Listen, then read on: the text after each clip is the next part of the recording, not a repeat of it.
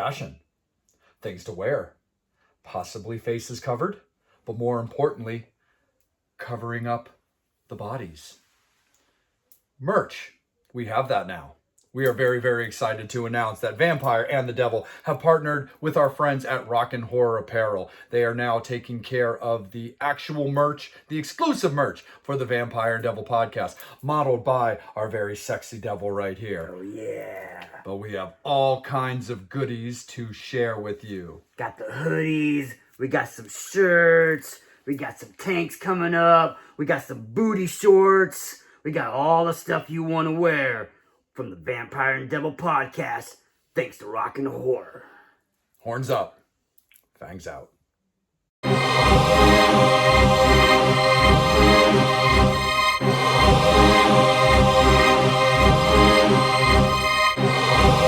Right there, Devil. We got a little bit of unique perspective. Are you a Bonnie? Are you a Clyde? Are you just something that falls in between? I kind of like to think that we're things that just kind of fall in between. So, Fangs and Infernos, why don't we get into a little discussion here for you guys as Devil and I break down killer couples, whether it's Sid and Nancy, not necessarily the murderous type in there, but like an intriguing type of, couple, Sid and Nancy, Bonnie and Clyde, things of that nature. And we're going to talk a little bit about villains and sightseers. We've talked about Bill Skarsgård on the show before. And when it comes to things like sightseers, we've talked about that kind of like British style of like humor and style. Again, like on this show as well. So this is going to be an interesting one there, my friend. Got villains, we got sightseers. Oh, yeah. Who doesn't love a killer couple like you were saying? People talk about Bonnie and Clyde. I'm more of a Mickey and Mallory Knox kind of person myself. Who doesn't like a little Mickey and Mallory Knox? Oh yeah, but we knew we couldn't go there on this episode. Yeah, that's a little too on the nail. So, like I said, we did doing a little something different. It was going into it kind of half blind because I had seen Villains, so I knew that one. I've already been aware of that movie and watched it. It was really, really cool, and I was like, oh, that's a cool movie.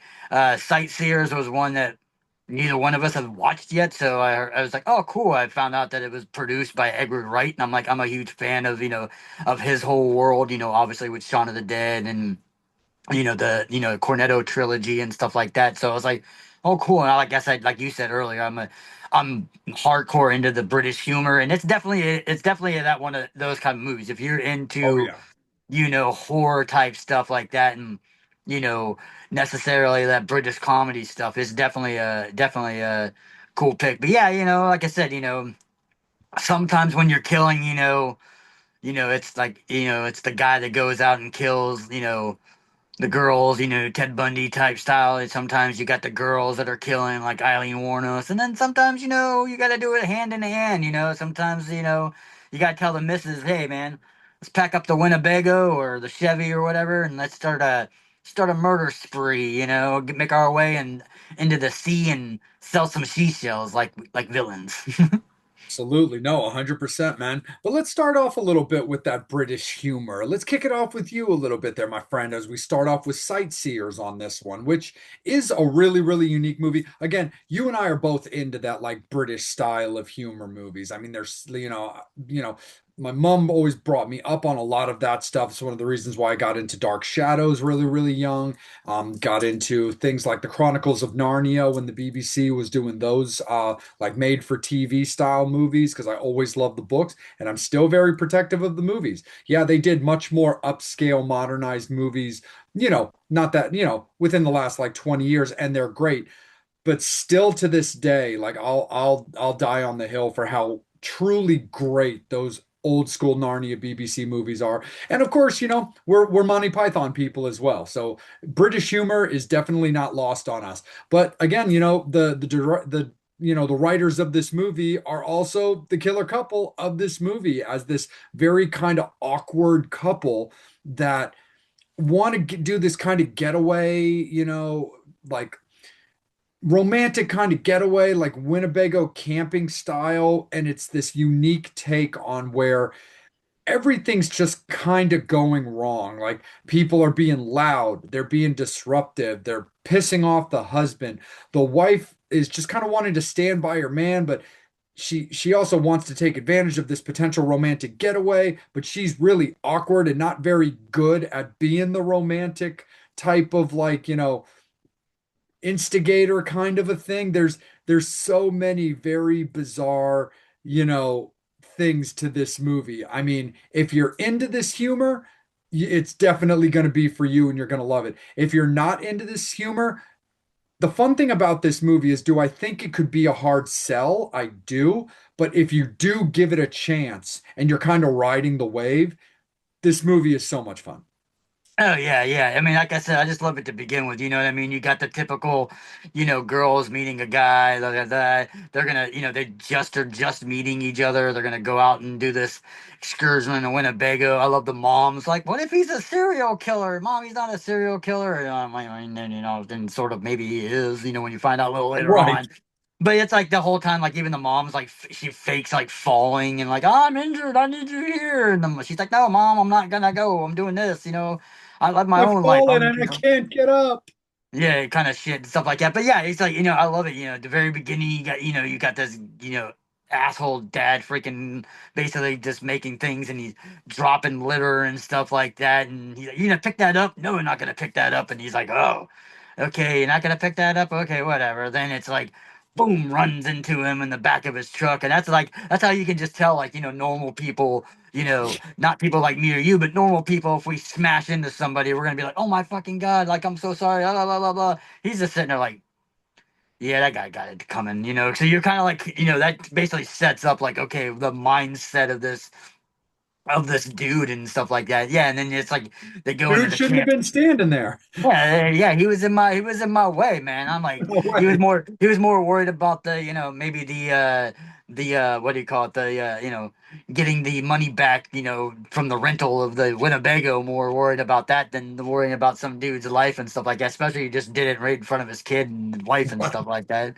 That smashed the shit out of him. But it's like, but yeah, you find out, he's doing all this stuff. And you have the other guy where they're going to the to like the sort of the what is it, the Stonehenge kind of thing and stuff like that, and the guy's like blah blah blah blah blah, and he just starts freaking wailing the shit out of him. And then the girl, you would think, okay, maybe my mom was right, this guy is a serial killer. She kind of like was like, I'm kind of into this. So it's like kind of this kind of thing where she's like, yeah, you're like, maybe she's just kind of lonely, kind of into it. But yeah, it gets pretty crazy to the point where it's like, they go to a camping area and stuff like that, and they meet these one people, and this guy is a freaking douchebag, and the girl happens to have a dog that looks exactly like the dog that the girl had. And then, like, then you're like, oh, I had a dog like that. You're like, oh, I'm so sorry. The dog died. And you're like, the whole entire time you're thinking, oh, okay, what's this crazy? And then when you find out what actually happened to the dog, it was crazy. This dog wanted to jump the whole entire time. She leaves her freaking what, knitting needles and shit like that on the couch or whatever. Like that dog jumps, goes right into the damn freaking sewing needles, knitting needles. I'm like, damn, man, that's some crazy ass shit. But like I said, so she sees that person and then stuff like that. With that guy was talking about jogging. This guy was like a douchebag. Boom, boyfriend goes and kills him and stuff like that. Comes back. Well, where were you at? I was doing something. And all of a sudden, they see the little dog. They're like, girl's like, fuck it. We're gonna take the dog. Yeah, seriously. There's that awkward ass like lovemaking scene where the dog Yeah, just starts licking the dude's ass like yeah, while he's like trying to get his freak on. And it's also kind of hilarious too, because it's like that precursor that I mentioned where like the girl's like she like wants to be sexy for him and she like wants to turn him on, but she puts on this like crotchless like knitted yarn lingerie that like, with the exception of like the crotchless part, like couldn't be like the farther away from like sexy, where it's like this isn't like silky or netty kind of like proper lingerie. It's like, yeah, it's like a crocheted bikini. yeah. But it's the most like bizarre thing. And that's the thing that's so weird but so intriguing about the development of these characters is they're so awkward and it's so weird that I'm just like it's like that it really is like that neglected like girlfriend or wife type like atmosphere. But they're on the level. Like they care about each other, but as the dude just keeps developing this like constant shorter fuse of just shit just annoying him. Like every scene or every little confrontation seems to get triggered like a little quicker every time. Where like, you might be at this or the other thing, and like, you might be like annoyed that you're at dinner and there's a baby that won't shut the fuck up. But you just kind of like, you understand that that's like just kind of the way. And then eventually it breaks you down and you're over it. And then maybe your next thing is you're riding the bus and this person's just kind of obnoxiously like close to you or like humming loudly and it's annoying and you you know get over it, but you get over it like you get pissed off at it like a little bit quicker, but still not too particular bad. And then yeah, maybe you have a different situation with a different thing and then you get triggered even quicker. It's this very interesting like progression of like when this motherfucker snaps. Yeah, yeah. And that's the crazy thing about it too. It's like, yeah, when she starts getting into this thing and getting the lust, and then she kills somebody, but then he gets kind of like, why did you kill that person? You shouldn't, you don't need to kill this person. He didn't do nothing. And they're like, wait, what? Like, you killed somebody for freaking, dropping a piece of litter or something like that, and you're worried about what I'm doing. And that's the crazy thing about this movie. Like, they're going around doing all this like sightseeing, and they're seeing all this stuff, and it's a really like visually beautiful movie too, because it's just Yeah. like just the atmosphere and the landscapes and stuff like that that they see. But the craziest part of this movie, even with all the killing and all the crazy stuff that happens, like I said, even the like you mentioned earlier about the dog kind of getting a little into the freak action. The Yes. weirdest part of this movie is the one person that you kind of meet, and he kind of bonds with the husband, with the guy. And I Yeah. guess a lot of that maybe is maybe making the girl jealous because he's wanting to spend more time with him, and he's going out and he's drinking with this guy and doing all that. But the crazy thing about that guy is he's got this weird cool little like camper like Hot Wheel thingy that he can kind of do, and like he can like ride it like a bicycle, and it's like a weird thing, and it's got like a little cover that he can sleep in. It's like basically like a rollaway camper, like sleeper that he can like drive and ride, but like it's all like pedal and shit like that. It's so weird. It's like the weirdest little. I've never seen anything like that. I don't know if this thing was just made for this movie. I'm assuming it's not. Maybe it's just like Right. a. Maybe this is like a British thing or somebody who camps or travels out there and in Europe and stuff like that, but maybe as an athletic type person and stuff like that, they can just go on this bike and pedal like normal, and then at night you just kind of lay back, and it's kind of like like a like speed racer bike, like with a one car where it's got like one seat, and it's like a one sitter, and it kind of leans back. It's so weird, but yeah, you get into that guy and stuff like that, and he just kind of like, breaks up this like this feeling with the girl and stuff like that, to the point where like she just goes out and undoes his parking brake or whatever like that, and just takes him off of a cliff and kills him. The guy's like, "Where's the dude? Oh, what the hell, man?" And then all of a sudden they're like, "What the hell's going on?" Then and they're like, "Fuck it," and they start burning the Winnebago and walking away from it. I'm like, what the hell you guys do? Like, I'm like, you just basically gone on a killing spree the whole entire time. And like the whole entire time you're doing this, it's they're traveling. You keep on seeing either news clips or radio things about the person who died. Even somebody even mentioned to like one of them, like, "Oh, did you hear that there's a campground where a guy fell off a thing?" And they're like, "Oh, okay, yeah, no, we didn't hear about that." Kind of like getting away, trying to get away and stuff like that the whole entire time. This is crazy. Like they're like, you're gonna, you got like. The authorities aren't really after them wrap up at this point, but to the point where Yeah. people are still looking into things, and it's like, oh yeah, we're just gonna burn the Winnebago now. Yeah, it's like we're gonna burn the Winnebago, so we're now just kind of stranded. We can't really do anything. But then it's like this weird, like it's got this like weird like feel. It's like you got the Winnebago kind of like burning in the background, so to speak, while they're like trying to like talk to each other and like try to express feelings. There's this weird conversations back and forth from earlier back in the dog situation with what to name it. And then it's like, you know, these weird, bizarre arguments about like where they've been, the old saying, like where they've been, where they're going, but then end up like having sex and then this talk about like, well, I'm not really worth it. I think I just want to kill myself. And then it's like, no, you don't want to kill yourself. You can't really mean that. Do you really mean that? We're gonna end the movie with me dying in this just fare thee well fall. It's very, very strange. And it's just got such a really bizarre perspective of like how we're going to take a main character out versus the arc of the killing spree bodies left in their wake. Yeah, yeah. I mean, to me, like I said, that was probably my favorite part of this whole movie. I love the fact that like the argument, the weird craziness, like I said, the British humor and stuff like that. But yeah, my favorite part of this whole entire movie is the ending. I think it's Yeah. just so crazy because like they're talking about it, they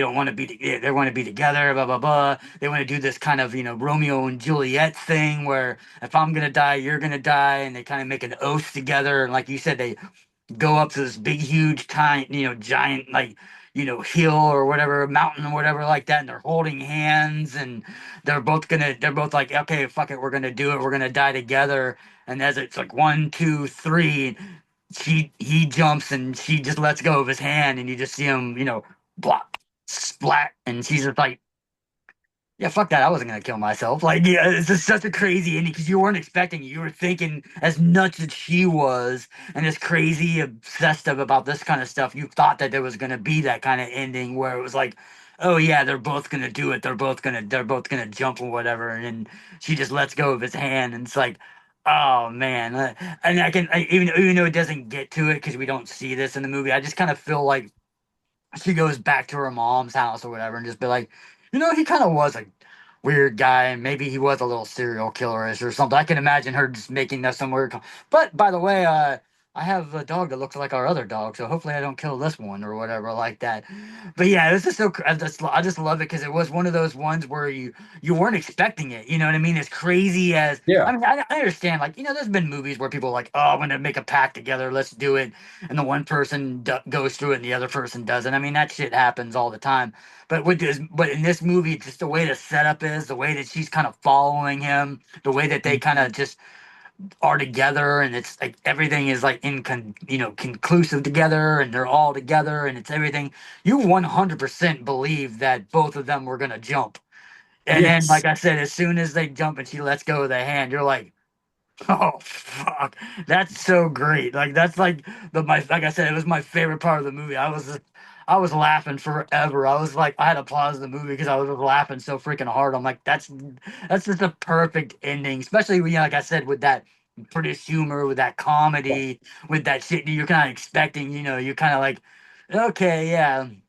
But yeah, I was just like I think the only way it would have made it any better is if like when he was jumping, if the dog would have jumped too, thinking that Yeah. the dog was part of the pack too as well, and then she's just like, oh shit, now I just killed another dog. But I just thought it was funny. I just loved that ending. I was just like, Oh, was yeah. not expecting her to like, yep, yeah, you can go ahead and jump, bud.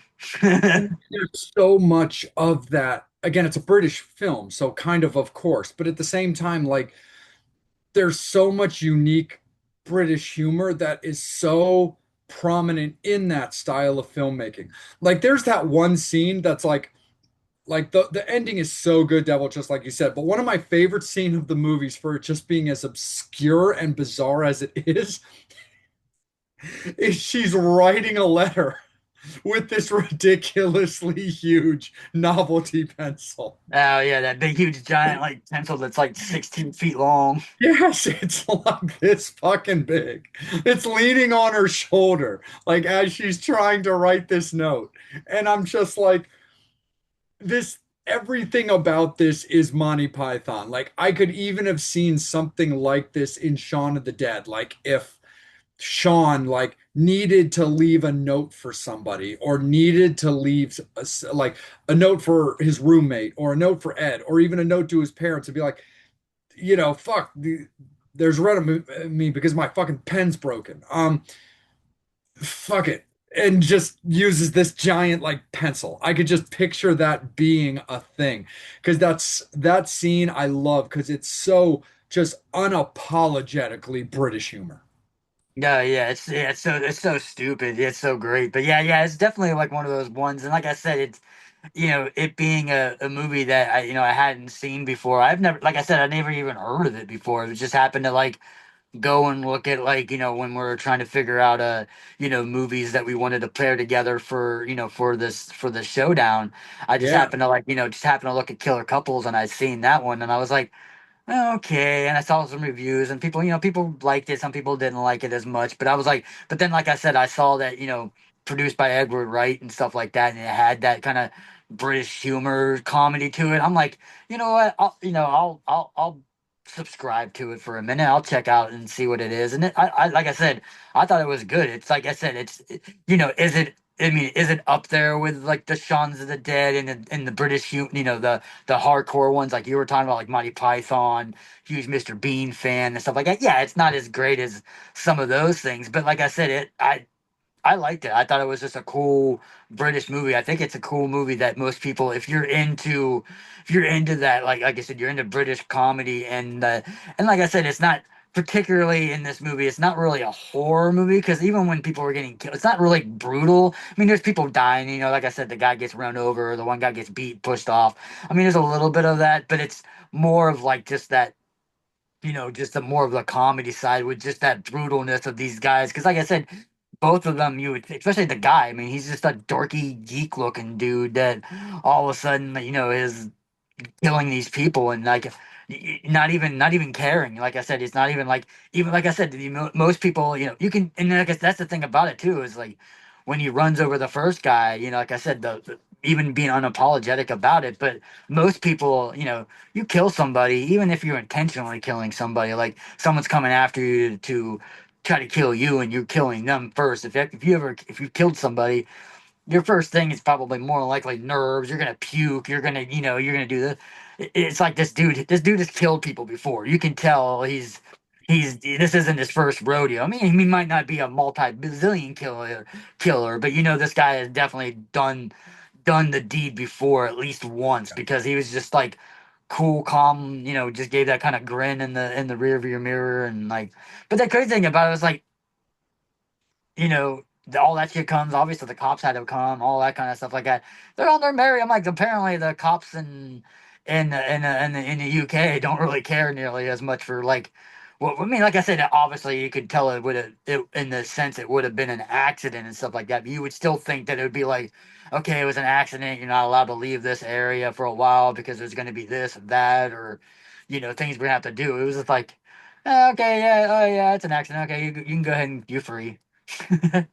Yeah, no, for sure. And I mean, because you've also got like, and you also have like that bizarre kind of uncertainty and worry in a couple's relationships kinds of thing when the like this kind of schizophrenia feel of like when she's looking at the photos of the camera and like Yeah. that's not me and he's like we just did it like yeah, it's normal. It is. Like, what are you talking about? And she's like freaking out about it, like jamming the camera like up in his face, like, who's all this? Who is everything here? Because like the things weren't like taken off the camera like the way that they should have. And just more of like that awkward like couples like trying to do the spark kind of thing. You've got the scene where he's like, she's like seducing him by like, oh yeah, I'm not wearing any underwear. So he goes under the table, like right next to like a bachelorette party to Yeah. like investigate, and they mow down another person on the road like while they were jogging and stuff. There's just so much bizarre. Like I said, that's definitely got that natural born killers like because like you've got some of these kills that are kind of that reminiscent of like the original Toxic Avenger, like when the two like bully couples go out and just are mowing people down with their car for a points game and just being like unapologetic about it and like using it as like turn on factors mixed with just like the other like just awkward relationships like vibes that they have. It's just so hilarious when it comes to all of that. And again, like yeah, just like you said, Devil, like I feel like this movie it needs stuff like it needs shows like ours, and I'm not meaning this as like a shameless promotion. I'm like it needs horror talk shows like ours to kind of get out there more because again, because it's so unapologetically British that you really need to ride the wave for this. And if you're just looking at, the cells of it and like the reviews and the this and that, I think you're more likely to shrug it off or be like, I'll watch it if there's time, versus the idea of like, hey, if you're into this kind of stuff and you like a certain amount of brutality where you're not going to get gore porn, but you're going to get some stuff that's definitely going to make you go, fuck. Um, it's definitely it's definitely got that cheeky humor mixed with a decent amount of bloodlust. Yeah, for sure. So like when it does come to this movie, like how do you look at it in the obituaries, man? Because this movie is a lot of fun and I think it does have a lot going for it. But again, I do think it does aim a little bit more towards a specific clientele. Oh yeah, for sure. When it comes to like I said, it being a foreign film to begin with, and like I said, it's one of those ones where you might not have heard about it or what like that. It's more like you said, word of mouth kind of stuff is what's gonna get it out. But like I said, to me, I just happened to randomly find it and was like, okay, this is pretty cool. This looks like it'd be a cool, fun movie to watch. Yeah, you know, the style of film and stuff like that. So I was like, ah, cool, check it out. But yeah, like I said, when it comes to it, yeah, it's not gonna, like I said, it's not the greatest movie ever made. It's not the worst movie ever made. Like I said, to me, I think it was fun. It's one of those ones that, like, yeah, if you stay with it and go with it, the ending is like I said. I just love like I said, I love the. I'm gonna let go and just not do it. It's well worth it by the time I got to the end of the movie. Like I said, after watching this, I was like completely satisfied. I was like, dude, this movie is freaking funny as shit. I love it. It's definitely one that if I see on Amazon or see it at a store or something like that, I would definitely get it because it's a Yeah. movie that I liked enough that it's worth seeing it a few more times in that realm of stuff. So for me, like I said, I'm not gonna give it no huge score when it comes to it and stuff like that because like I said, especially when it comes to like comedy and horror, especially British comedy and British horror and stuff like that, it's definitely not up there with the top league ones, but it's in that realm where it's still in a league of its own where it comes to it, where it's definitely can hold its own. It's definitely a movie that people can, if you're into that, will definitely watch. And like I said, I think if you're into that type of horror and into that type of comedy, especially this one, because this is more comedy with a little bit of splash of horror versus being a horror movie with a little, with that comedy, where this is definitely more of a comedy with that little bits of horror into it. But yeah, I think if it's one of those films like, if you're into that, you definitely will put it on your list of Yeah. watching and stuff like that. I think a 7.0 is a good score for this. Yeah, I like it for that, Devil. I'm definitely with you on that. I think a seven is solid because, like, again, I know there's a lot of people that are going to watch that, look at this movie, they're just not going to get it, and that's okay. Again, it's comedic horror, yes, but it's a comedy movie first. It's like it's more of a dramedy than I would call a straight like comedy horror movie. I mean, than a straight like horror romantic kind of thing. And that also goes for Villains as well, which we're about to get into. I wouldn't call it a horror movie per se. I would definitely still call it more of that dramedy style, which is one of the things I thought worked very good for this particular pairing. But I'm definitely with you. I would love to find in some facet a physical copy of this movie, because it's not particularly accessible. Like I had to do a little bit of sleuthing in order to be able to even watch this movie for review. I had to get a little creative. But I really, yeah, same. Whether it's randomly in a Walmart for just bizarre release day, or again, Amazon or any other kind of like just, maybe some of those like, and even maybe some of those, film companies that are starting to really specialize in like obscure movies or older movies that don't have that don't have proper releases. Like Arrow has gotten like really good at that and putting out a lot of like very unique movies. Like I remember buying an Arrow box set like a year or so ago of all of the House movies, which is funny because like I hadn't realized how many there were. Like I had two of them forever. And then I think I remembered or learned that there was like a third one, and it turns out there's like four or five. So like Yeah. that's kind of like an interesting thing. But anyway, like Arrow is kind of I think one of those like top dog companies as far as like getting obscure movies kind of out into the general populace stuff. But I'm with you, Devil. I think 7.0 is a good one for this, man. I think it's solid. I think it's an enjoyable movie. Don't go based off the basic reviews. I think the average, very just average person is going to look at this movie more as a six because they're not going to get it. But the fact of the matter is, the humor's great, the obscurity's hilarious, and the kills are solid, and they're brutal, and there's blood. So 7.0 there, Fangs and Infernos. That's how we're going to go with the Devil's pick for Sightseers. And now we're going to get villainous. We're going to talk about my pick, which is Villains, a movie that Devil was familiar with already. He kind of like put it onto my radar. I'm a big Bill Skarsgård fan. Everybody knows that. But overall, I really do like this movie. This movie definitely has that real traditional Bonnie and Clyde feel to it, because the whole purpose of this movie um, delves around this couple who's basically simply trying to get away to kind of start their own lives, kind of a thing. They're trying to get down to Florida. And so they're like robbing things to like, they're like robbing bodegas and robbing convenience stores in order to like, make it down to Florida. And the thing that's so hilarious is this movie starts off with some of the best, just obscure fucking bonehead move comedy that I've ever seen. So they're fucking up this convenience store and they're robbing it and they can't figure out how to even open the register, and they're like, "Oh, well maybe you have to make a purchase." And then that's what fucking pops the drawer. They don't kill anybody. It reminds me so much of the awkwardness if you've ever seen the Jim Carrey specific version of Fun with Dick and Jane, where they're like holding up a Starbucks in particular and they're like, "Are these low fat muffins?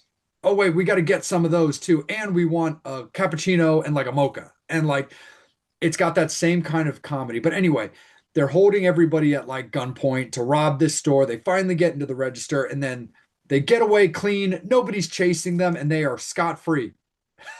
And then they fucking run out of gas. And the thing that Bill says, "Fuck, we literally just held up a fucking gas station." And never once did it occur to them to probably fill up the tank either first or the bare minimum for $10 worth after the heist. And it just is such an obscure bit of just bonehead comedy off the cusp that I just fucking love it. Yeah, yeah, I thought that was funny too. It's like, yeah, it's like out of all the things, he's like, shit, what the hell, man? We just robbed the gas station and we have no gas now. And then they're like, okay, what are we gonna do? And I love it, the fact that it's like, you got this, him getting all mad and kind of pissy. Kind of reminds me of like like a spoiled child. The whole entire time he's just like, fountain, and then she kind of calms him down. And I thought that was a cool way too, I guess. And we go back to that, that thing later on in the movie. But I love the way that she kind of calms him down. They called it she called it the what do you call it, the when you get your car, a car wash. She called Oh it a yeah. car, like, do the car wash, and I'm like, what the hell is that? And she's basically on top of him, with her face and using her hair to kind of brush against his face, kind of like a car wash does your car. And I thought that was a cool little, like even that's how it was shot. Like, it was a cool view of, like, you see him inside and you can see her face and his face and the hair and stuff like that. But yeah, yeah, it's just like the whole entire time, like you can just tell that these two are, yeah, they're young, a young couple that are in love and they want to go up, but they're not stupid, but they're not 100% the brightest people in the world Yeah. too. So it's just great. And then yeah, yeah, the car breaks down. They're like, oh man, we're in the middle of nowhere, and just happens to find like the house in the middle of nowhere, and then go, oh yeah, that seems like a good idea, let's just go into the house that's in the middle of nowhere. And I always say, it's like, yeah, if a house is in the middle of nowhere and there's no houses anywhere, yeah, it's probably never a good idea. You know what I mean? I know some people usually like to live in seclusion, but most of those people who usually do tend to usually be weird people, or Yeah. in this case, in horror films, typically not to be the best people and stuff like that. So they break into the house, and then they're doing stuff, and she's trying to eat cereal, and the cereal's stale, and so she just takes the bowl and throws it. Like, they don't even care. They're just like, hey, we gotta try to find, they go in the garage to see, like, okay, we gotta try to find these keys and shit like that. So they're stumbling around trying to find stuff, and then, you know, okay, go down in the basement. They open the door, and just like I said, that very kid-like young thing. You see the basement; it's kind of dark.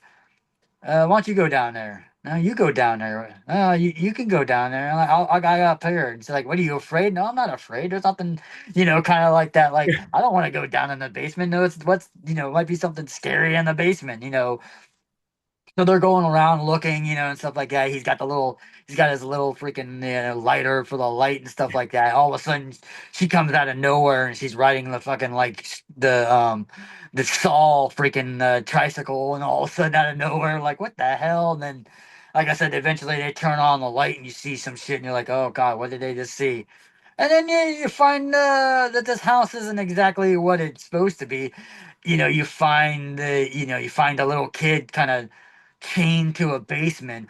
But I always Yeah. thought was really, really funny, like, before they get into that, where, like, they're going through the house or looking for stuff like that. He finds a camcorder Mm. and throws it. And then obviously, us as an audience gets to see it hits play, and you can see somebody, see them having somebody tied up and stuff like that. I'm like, I never understood that. If I'm breaking into a house and I'm doing all this kind of stuff, if I see a camcorder, I'm gonna look at it first. I'm gonna see, like, okay, what the hell is on this thing? Like, even like I said, even just for a split second, be like, oh god, it's, a home video, or oh god, it's two old people having sex. I wish I didn't see that. Damn it! But it's always like, that's a thing in these things. Always look, because there's a possibility that you might see a camera and you look on hit play and go, okay, there's somebody locked in they're Yeah, tied up, and they're they're tying tied up up a and they're getting hostage. they're tied up a hostage, and they're stabbing them and killing them. Yeah, I'm gonna get out of this house right the fuck now.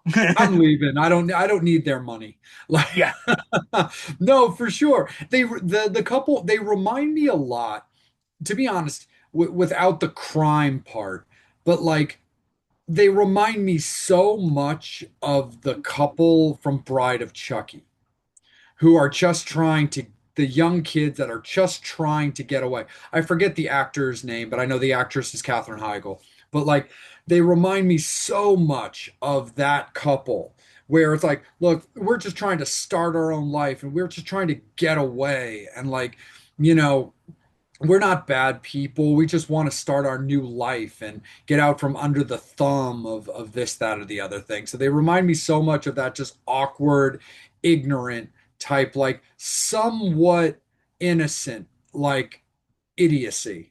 And that's what they Yeah. kind of remind me a lot about. Because, yeah, you're definitely right. It's like, oh, well, we can break into this place because they've got to have a car for us to steal and continue on our way. And maybe they've got money and maybe got this. So, anyway, they find the child like chained up in the basement. And they're like, what the fuck? So they leave it at that. They go back upstairs and they end up running into the couple who just come home from whatever it is that they're doing. And that's one of the things that's also so bizarre about it is they're coming across as this, you know, like normal, obviously kind of well off for the size of the house in the obscurity type couple. Like they've got money or whatever the life that they're living, southern drawl, like kind of prim and proper in speech, just to have kind of the first real twist put on you in this movie, where you go into this movie and you see them. Like if you're learning about this movie right now as Devil and I are talking to you, it's the first real twist that you get. Whereas you're watching this movie, you're assuming that the whole killer couples thing is based around Bill and his girlfriend when it's actually not at all. The killer's couple of this movie is the people that own the house as they just start doing like shitty things, which is dominantly the husband. The wife kind of has this more like schizophrenic, bipolar, kind of whipped type acts like life to her, where the dominant force is the husband, you know, and then she's just kind of going along with it, where, you know, he ends up like knocking out Bill and like tying him up, and like in the bedroom, and then tying his girlfriend up down in the basement, and then the wife comes in like trying to like seduce Bill, and he's not falling for like her advances, but then he kind of sweet talks her into letting him go, and then kind of flips the script on her to try to make a run for it, just for the husband to be like, no, you don't. Pow. Get down in the basement with your girlfriend. I'm going to tie you up too. Yeah, yeah, and that's the funny thing about this movie too. Even when you start getting into the whole thing, I love the fact that they were talking about even Bill's character in this movie says it. It's like you guys obviously have money. You got a nice car in the basement, nice car in the garage, and blah blah blah, blah like that. He's like, but what the fuck is that? And he points to the TV from like 1932, like that big huge like Yes. wooden black and white TV. He's like, what the hell is that? And that's why that kind of reminds me. This couple reminds me of something like Stepford Wives, very 1950s type and Yeah. stuff like that too. Very to it. But I also love the fact that like even in this movie, there's like kind of a sort of reminds me what I always thought when I watched it and then saw the scene when she talks about it because she talks about like her dad being abusive and stuff like that and there's a picture where they're together and they're like this is our first picture together and you see the dad laying dead on the bed reminded Yeah. me a little bit of like Natural Born Killers when they kill when Mickey and Mallory kill Robert Rodney Dangerfield's Rodney character, her Danger. dad in the movie, and that's what that kind of reminded me a little bit too when I thought about it. I was like, okay, what if Miller, Nikki and Mickey and Mallory Knox kind of like moved out, got away, and kind of moved out in the country, a house. This is exactly what they would have done. You know what I mean? They're still doing bad shit. They're still doing shit, stuff like that, but they're living in this secluded house. And that's what that scene when she talks about her dad, it kind of reminded me of like that Natural Born Killers kind of type. But yeah, I love that because like yeah, like you said, it's one of those movies where yeah you think it's one of those ones where we talk about where they do the flip where you think the killer couples possibly is Bill Skarsgård and his girlfriend and then yeah you find out that yeah they out of all the places to break down and houses to be close to, this happened to be in a house of these serial killers that are doing whatever they're doing and stuff like that even to the point where like they're trying to help out this little girl and she's like, kind of rabid and bites them and stuff like that. And he's like, what the hell, man? I'm trying to help you out and stuff like that to the point where, yeah, like you said, they lock them, they chain them together I love the fact that it's like, she's just going, doing this and stuff like that. And they're like, man, if I could just get something to break me out or whatever like that, and convinces her to like let him fucking rip out her tongue ring with his mouth and stuff like that. And you're like, oh, the whole entire time I'm like, ah, man, that's gotta freaking hurt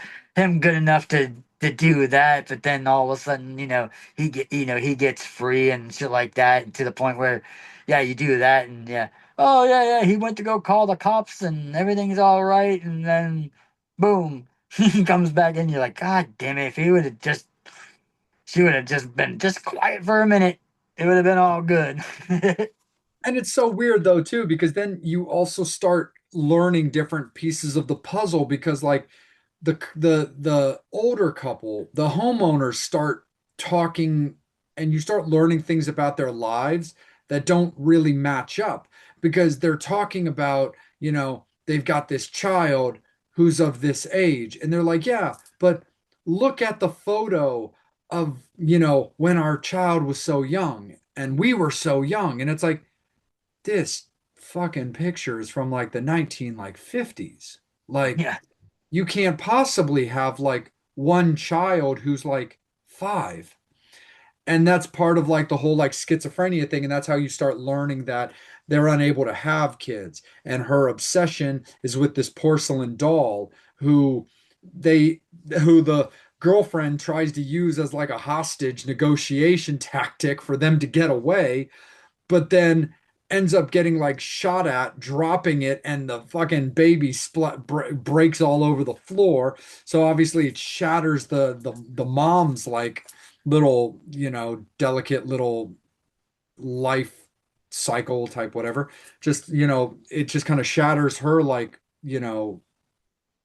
whatever her thought process on this child because she sees the child as hers when it's really an inanimate object.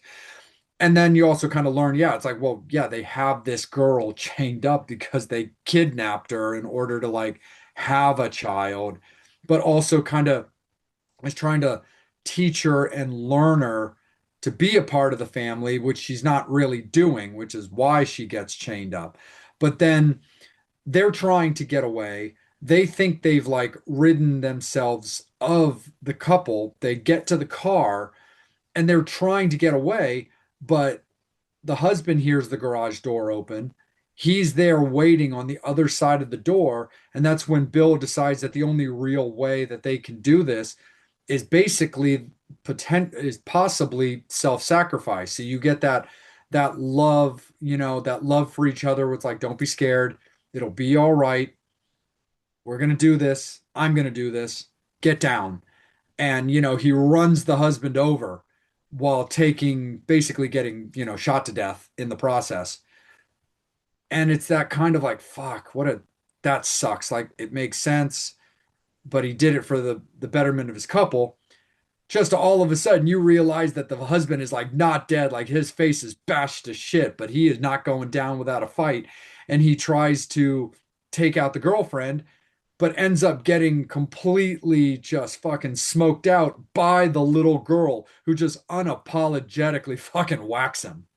yeah, yeah, I love that. Yeah, because like I said, it's just crazy because you see it like I mean this is a movie and of course and it happens in every movie but you see these people in movies all the time that are getting shot at and stuff like that you kind of just duck down and drive without it so I don't know why he didn't just kind of hit the I mean he's in front of him you don't need the steering wheel all you needed to do was duck down enough and use the gas just keep Yeah. going straight you could have just fucking clobbered him and he wouldn't have been able to shoot at you but I was like, anyway, so yeah, you hit him. Obviously he's still alive. He's all gashed up and stuff like that. Yeah, he's like choking the girlfriend, blah blah blah, and you're like, blah blah blah, and you're like, oh shit, yeah. You see the little girl with the gun. He's like, oh hey sweetie, how you doing? She's just like, I'm your daddy. bam, yeah. Yeah. She's just like, I don't give a fuck, bam. You know what I mean?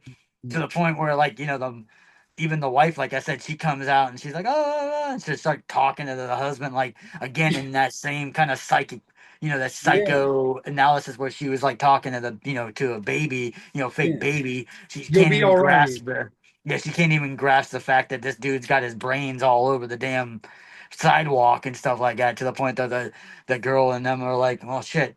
she's well, we don't have to worry about her because she's completely just useless right now. So let's just She's go. useless. Yeah. Yeah. and and that's how this movie ends, is very very similarly to Sightseers, where you get that just straight to black. It's very very similar in Villains, where they just kind of look at each other and they're like, yeah, just like you said, Devil, like, oh, she's useless and we don't have to worry about her. And then the movie just ends of them just simply walking away, and it just goes to credits, and that's just a wrap when it comes to that. um but it's a fun movie. It's a fun time. I love the fact that this movie is more of that traditional Bonnie and Clyde style. I like the fact that it's again got that really funny fun story with like a mid twist, which I think is really cool about this movie.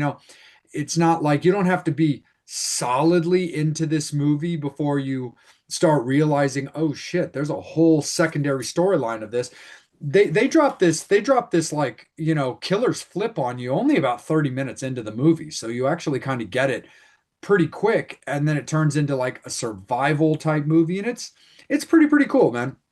But overall, when it comes to this one, Devil, like Sightseers, I like it quite a bit. Again, I am a Bill Skarsgård fan. Everybody knows that. I think he's one of the best modern day character actors that are out there right now. I really think he's got it right.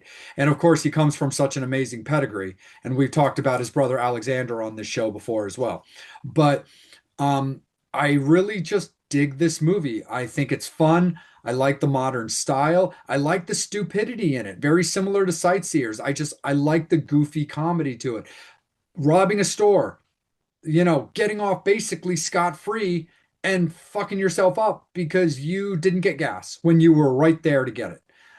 All the way to having all these opportunities to figure out that this is probably not a house you should be in, but it's more about finding the keys to the car. What money can we get? And so on and so forth. But then doing a little too much snooping, and then ultimately a fight for survival. I mean, I like it overall, brother. I think it's a really solid movie. I do think it's got some chops, and I think it's very strong. I actually like this at a 7.5. Yeah, yeah. I mean, like I said, to me, like I said, I'm in that realm. I think I'm gonna give it the same, the 7.5, only with that. Like I said, to me, I think movie wise, I think it's just as good as the 7.0. I mean, it's the Sure. same Sightseers with the 7.0. I'll give it the little extra bump. I think just because the fact that most people are gonna want to see this because, like I said, you got Bill Skarsgård, the main girl that's in the movie. I can't remember her name, but she's a big actress. You got the couple and the mom couple, the girl couple. She's an established actress and stuff like that as well too. So you have Jacob the Monroe. yeah, yeah. It's like so you have the names of these big people, so they're gonna draw. The fact that it's an American film is gonna get that. It's a little bit easier to find. You know what I mean? It was a little bit, if you've got because I'm pretty sure this was on when I watched it. It was on AMC. So anybody who's ever seen it, and it's got like if you have AMC, you just happen to see it. The poster is like super bright, like kind of red, this kind of pink with Skarsgård's face right on it. So you're gonna be like, oh, that kind of looks interesting. And it kind of reminds you of like the posters of a couple of other movies that like that, like Totally Killer, and one of those ones Yeah. that's just an artistic poster that it kind of draws you to it. So people are gonna be on AMC go, hey, I'm looking for something on. So, oh, this looks kind of interesting. Oh, it's got Skarsgård in it. Oh, I'm gonna check this out. So I feel like with that, like I said, with it being an American film, with it Yeah. being with the star power, that it has in this film with the four It's leads, a little because like I more said, polished, yeah, because all the four, like I said, all four leads, all four actors and actresses in this film are established actors. You know what I mean? Or have been in the game for a while and are a big enough name that people were like, oh, I really like this person. I'm gonna check it out. Where like Sightseers is definitely like more, those two that, like I said, the couple that made the movie that are the couple in the movie are definitely not new to the game, but they're primarily mostly British, movies and stuff like that. So, and not huge British movies, just movies that maybe some of us might have seen, but most of it's going to be more of that side. The UK side is going to know them more than. than these guys. So that's why I said, like, especially when you could do it and stuff like that. I think both of them are just equally as fun. I love both movies. Like I said, I've watched, this would be my third time watching Villains. I've only watched Sightseers once, but it's one of those ones that I would watch it again. So I feel Yeah, like both of them are equally just as fun. But definitely. I definitely feel like the star power, and just with, like I said, when it comes to, like, people knowing the movies and stuff like that, and and your more typical horror film, horror enthusiasts, the Fangs and Infernos are gonna, like you said, are gonna find this movie a little bit easier. So they'll Hmm. probably go, oh, okay. Like I said, I don't see this as being a big, huge movie because it wasn't like a huge, theater release and stuff like that. I think it was like a Shutter film, or like I said, I'm pretty sure it was on, on AMC and stuff like that. So it's definitely one that, like, if you're sleuthing through stuff to watch, it's going to be a little bit easier to find Yeah, versus Sightseers. But like I It's said, on Tubi right now as well. yeah, yeah. So it's like, yeah, so it's one of those ones where it's like that. So that's why I give it that little extra bump, just Yeah. because I feel like it's going to be one of those ones that, like I said, especially even like I said, I mean, you just throw in the scars. You just throw the scars guard. I mean, like I said, you can. I mean, not saying that the other three actors and actresses aren't established. And the funny thing about it is, like I said, I can't remember the mom's name, the older female Oh, actress. I can't remember her name right now, but she's huge. She's been oh yeah. freaking in movies since, like, I remember watching her in movies in the in the 80s and shit like that. So it's crazy. She's technically what would be the bigger star Yeah, of the Kyra movie. Sedgwick. Kyra Cedric. Yeah, yeah, exactly. And then, like I said, so she's kind of like that bigger established actress as far as this comes in, but Skarsgård, with him blowing up now, him having, like I said, obviously the Skarsgård name and stuff like that with all the brothers. Obviously, the father is like a Oh huge yeah. actor, and everybody knows him. So, but just the, not saying that he's new, but within that last like 10 years. Bill has been getting way, way bigger and way popular, and doing Yeah. those more modern movies that people are gonna see that Skarsgård name, and if you've never seen it, they're gonna be like, "Oh, I love." Especially, like I said, especially with now with him playing Pennywise the clown and stuff like that. So a lot Yeah. of people are just gonna go see his name and watch a movie with him, regardless of whether or not it's good or bad. Yeah. They're just gonna be like, "Oh, Skarsgård's in this. I'm gonna check it out." So I feel like, He's in like franchises now, whether it's a new and forward moving franchise or an established one, because we've got, just like you said, Devil, we've got It and Pennywise. You've got The Crow, you've got Nosferatu, and he's also got that Boy Kills World movie, which actually got a yeah, pretty decent amount of love to it as well. So, yeah, it's pretty you good. I liked it. yeah, I liked it a lot too. I thought it was a lot of fun. It's in that same kind of comedy aspect as well. So, Yeah, but no, that's why I feel about that. I think with just his name alone, it's Mhm. gonna get a lot more traction than anybody. Like I said, it's one of those ones where, like, maybe you're, like I said, unless you find British humor, or like I said, if you're going down a path where you're like, ooh, I just got done watching, the Cornetto trilogy, and you like Edgar Wright, and you're like, okay, what has he directed? Okay, what has he produced? If you want to meet people like that, like, oh, I like to see other movies that he's kind of done or had his name in. That's pretty much the only way you're really finding this Sightseers film, is if you're like kind of looking into, or you're like British horror comedy, or like I said, or you're looking up. It's definitely, your chances of running into Sightseers a lot less than Villains. So that's why I give it that extra bump for it. For sure, Devil, absolutely. And I did the research on it as well, because like we talked about during Sightseers and wanting to get a copy for our respective collections, Villains also is available on Amazon, like right now as a physical copy. Like Yeah, I checked on them both, and Sightseers only came up as like very casual, like you need online kind of ability to see it versus like a physical DVD copy of Villains popped up immediately with, just like you said, that bright yellow fluorescent like noticeable cover. So no, I'm definitely with you, man. And again, it's got those names. It's got a little bit of just that film proper polish to it, where Sightseers is also shot in that grittier type of way, a little bit more dull in the application. But we love that about a lot of those movies. But yeah, there's just a little bit too many secondary aspects that play into Villains' favor. Where I do think if you take a blind horror person and just sit them down and have them watch Sightseers and have them watch Villains, I think they're going to have an equally as good time. Again, I just think those, like you said, there's those secondary factors that simply plays into Villains' advantage for sure. So 7.5, that's the way it's going to be there, Fangs and Infernos. So at a 7.5 for Villains to a 7.0 for Sightseers, it's going to be victory to yours truly. It's victory to the vampire when it comes to this one. So we really appreciate you guys rocking out. This was definitely an awesome one, and we appreciate you guys checking out for sure. And always got to beware of those killer couples. Watch out for those Winnebagos. And hey, learn to read the room. If you don't think you should be in a house, maybe you shouldn't be there. So pay a little bit closer attention there, Fangs and Infernos and our beloved RIPs. Keep that in mind to better protect yourselves. But when it also comes to protection, we can or can't speak from experience. Of course, we can speak for experience. You like creepy places? Go check out our buddy Chris. He owns the Buffalo Bill House. It's an amazing experience. You can stay there for any series of nights that you want in blocks. We always suggest, just like what's suggested to us, there's so many other cool things in the area of Periopolis that one night does not do it justice for staying there. Give your guys yourselves at least 2 nights in the house so you can experience what's around you as well. Also, our friend John Kozik, who owns the Salem Witchboard Museum, as well as the Witchboard Museum of Baltimore.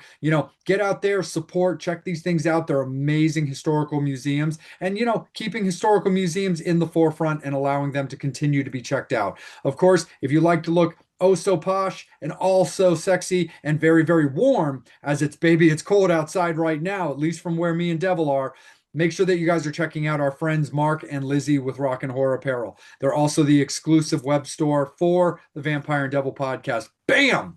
Right there. We've got hats, we've got hoodies, we've got tank tops, we've got t-shirts. And by supporting us, you're supporting them most importantly. And remember, any deals that they run on rockandhorror.com does work for our web store as well. And of course, to keep your bones warm and your flames high, check out Brutalities. So many amazing flavors, so much great stuff to enjoy. And we really appreciate them being partners with us as well. We really appreciate all of our partners, and we're always down to talk about collaborations and anything to better our show and better your guys' business as well. So reach out to us. We would absolutely be down to discuss. So again, that's the way it's going to be there, Fangs and Infernos. It's going to be Villains taking out Sightseers on this particular showdown of the Vampire and Devil podcast. Take care. We will be back. Horns up. Fangs out. Devil, my friend, I think we should have a little quick conversation about everybody's respectful celestial abodes, where it be my little coffin where I lay my head at night, or at times that you feel that you just want to go back down to make sure that hell's not getting out of whack while you are away. Let's talk about Vampire and Devil's newest partnership in Twisted Vines, our dear friends, Chris and Sarah and Cadaver. Oh yeah, you like scary stuff, you like horror decor, come and check out Twisted Vines. They make all the kind of cool shit, all for your house, all kinds of scary shit. They love it. You like to bring back the horror, you want to scare your neighbors, you want to conjure up a friend to talk to, you want to conjure up somebody bad, you want to do some bad stuff to them, you go to Twisted Vines and get some of their merch. Absolutely, for sure. Everything is completely handmade by them. So if you need a little friend, maybe a round set abode, maybe you want to conduct a little evil towards a friend that was a friend, maybe no longer a friend. They have voodoo dolls they can do for you to allow for such activities. But you know how much we love our Ouija boards, my friend, and they make all of those by hand. They took care of your beloved vampire with a nice Nosferatu board, but the devil, he happens to be a Munsters fan. And not only do they do boards as traditional rectangles, but they can put a little bit of coffin flair in them. Oh yeah, look at that coffin shape Munster board. Yeah, you wanna conjure up Mr. Herman? You wanna ask him how Pet Cemetery was? You can do it on this board. Oh yeah. Absolutely, my friend. So again, thank you so much to Twisted Vines for partnering with the Vampire and Devil podcast, and make sure that you, Fangs and Infernos, are checking them out on their Facebook page, on their Instagram pages, and making sure that you are checking them out as they move around the country, showing their craft off at all of the various horror cons and oddities expos that they love to do. So absolutely, my friend, of course, man, horns up. fangs out for our friends at Twisted Oh Vines. yeah.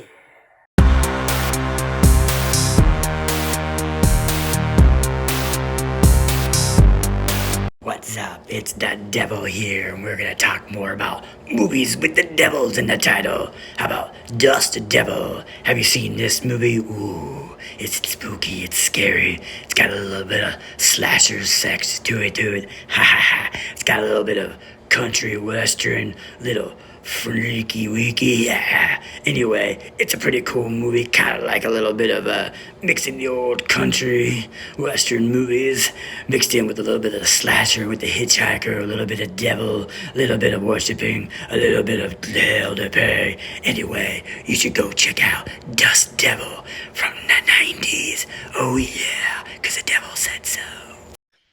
Fangs and Infernos. We got a good one for you. We always have good ones for you, but this one's gonna be a little bit out of Devil and I's wheelhouse as we tailor this episode to Mrs. Devil and Mrs. Vamp. Let's talk a little bit about women killers, not killers who kill women, but women who are killers. And this is going to be a fun one, as they always are, because not only are we going to be discussing a movie that Devil and I are looking forward to meeting the star of, but this is just going to be a fun episode in general because one of the movies features one of our very favorite directors who we have talked about on this show already.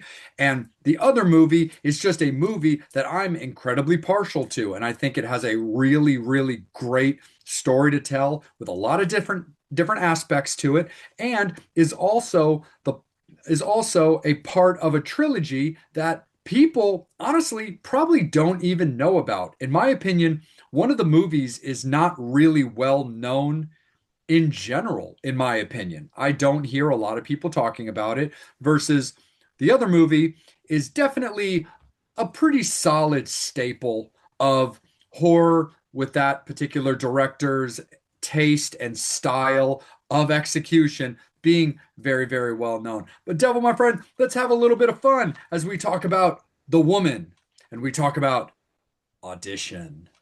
Yeah, yeah, where you get a little psycho killer, with a little bit of the female aspects and stuff like that. And the cool thing about this movie, which we'll talk about with both of them, but we wanna kind of just put out there too. It's crazy because both these movies are so differently, but they're so kind of similar too. With both movies being kind of a slow, Yeah. kind of not like slow burn compared to some other movies, but like you're watching this movie and you're like, especially if you've never seen any of these movies before, and we're Yeah. talking about women killers, and you're going, well, it's been an hour in this movie, and I haven't Yeah. seen a woman killer yet on either one of them. It's Yeah. literally like the last half an hour that you get the actual women being killers, but that last half an hour on both movies is Dude. insane and brutal, and both of them have their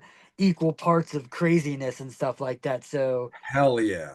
yeah, it's gonna be fun. Like I said, and both of them, like you said, with Audition, we've talked about Takashi Miki before. With Mhm. when we talked about Masters of Horror and things like Yep. that, and then Imprint. with the woman, the Lucky McGee, we've done May. We've talked Yep. about May before early. So I'm a fan of both of these, both the directors. They're two directors that I would love to do a Yes. thing for. I think Takashi Miki is a little bit harder. I think if we ever did one, we probably stick more to Lucky McGee because Yeah. his stuff is more horror. Where Takashi Miike does a lot of horror stuff, but he's like Lloyd Kaufman. He's got like 9 billion movies he's done, and all of them are all around the world. I mean, he does everything from comedies to drama. A lot of his stuff is more action packed Yeah. stuff, stuff like that. But he's definitely got a lot of stuff. And the funny thing about this one too, especially with the Audition, he doesn't. I mean, and even in interviews, he doesn't consider this movie a horror film. It's Mm-mm. more people who are our side, whatever. I Yeah. think we're the West and they're the East, right? Yeah, so Yeah. we're the Yeah. West. Yeah. Yeah, so they can like the Western In the culture. traditional map sense, Yeah, yeah. yeah, yeah. So Japan's I know, to the like I right. know they normally say like we're the ones who consider this a horror film, where in their one in his realm, it's more of like a just a story of like maybe like It's a post-traumatic it's a psychological movie. psychological movie more and more about like post-traumatic stress, stress and or like somebody who's had you know bad things happen to them and kind of like stuff like that. So yeah, it's kind of interesting. But both of them are definitely fun. They're both really like I said, when the women start killing, man, they start killing, and it's both are going to be interesting to talk about. So Definitely. strap No, on. for sure. Absolutely. And you're definitely right, Devil. They both are, just to keep the lingo simple, they both are, slow burn movies, but just like you said, not so much in a traditional sense, but they both definitely do need to build up. But when it pops off, it definitely does pop off. One of the movies, I'll be honest, I don't think aged very well when it comes to its slow burn and build. With the other movie, I do think being a little bit better in the long run. And I'm specifically referencing, unfortunately, fans nowadays, attention spans, and also electronics, being close by that can hinder an experience. But I'll get into that like more to it because both of these movies, dude, are so killer. No pun intended, maybe pun intended, but they're super duper awesome. So let's start off with the movie that's involved in a trilogy because I think that's kind of cool. And it's funny, Devil, because this is a movie that has crossed my mind as a better sequel because it absolutely is a better sequel. But I never really wanted to pull in my eyes, it's a better sequel. I never really wanted to pull the trigger though on it specifically because the sequel, this movie is a sequel, but kind of to a prequel, and I didn't feel like I feel like it was a little bit too easy of a dunk using it in a better sequel capacity, not necessarily because it would be a guaranteed victory. That would be up to the episode and what we discuss. I just feel like the certain aspects of this movie that I think are really great and really cool to focus on would get lost in a better sequel conversation as opposed to this conversation of female murderers, women killers, because I think this is the category that it belongs in. But let's talk about the woman. Right before it was The Offspring, and after that is Darling. But we're going to talk about the woman. Basically, it's a very, very simplistic starting concept to it, where, and the funny thing is Audition is probably an even simpler opening just concept. But when it comes to the woman, basically it's a family that lives in like, rural, wooded, like West Virginia. That's just kind of how I like to describe it. Like rural, like West Virginia, small town, very super basic. It's basically this family. And just fact of the matter is, the father rules with an iron fist, and he's really just a complete shitbag. Like he just sucks as a human. The son, he's basically like, training him, like grooming him to be like a psychopath serial killer. The wife is basically just whipped. I mean, she's just numb to the world because of the way that he rules this family. The daughter is like 16 and pregnant thanks to him. And then they've got like the really, really little daughter. But this dude is basically just a horrific, just shitbag of a human being who just rules this family like an asshole. And he basically sees this woman out in the woods who's basically kind of like the last of like a cannibal native kind of tribe, like a cannibal's, feral tribe, kind of just wooded woman. She basically, the easiest way to probably describe it to the just to a common person for it would be like a raised by wolves kind of situation. And he decides that he wants to, trap this woman, you know, corral her, and of ultimately, most likely, which came to fruition, but do bad things to her. And it's just a really interesting build up to that as you watch the dynamics of this guy, this character, this family, and how they all react with each other. Yeah, yeah. I mean, yeah, it's such a cool concept, and like you were saying with the better sequel, to me, I mean, it's kind of a better sequel and not a better sequel. I think the woman is better shot, better acted, better story and things like that. But I still think the Offspring is a more cooler create because I love the whole because you know you're in that whole cannibal tribe That's true. feel and it's got that like it's They're more definitely different. guttural. It's definitely more guttural and more dirtier, more grimier, and more gory and scarier than that. I think The Woman is a cleaner, more film. It's a better film. I don't know if it's a better movie. Like I said, I mean, story wise and acting wise, maybe a little bit more better. But yeah, I still love that grittiness. But like you said, you get that in the very beginning when you see her in the very beginning when he's watching her like bathe and she's like eating fish out of the freaking thing. And obviously, even when she's talking, you know, her stuff is it's very, you know, like, you know, tribal kind of talking and stuff like that and being able to like figure out all the stuff like that to the point where like you know he gets a little too close and she gets a little bit of finger food, you know, Yep.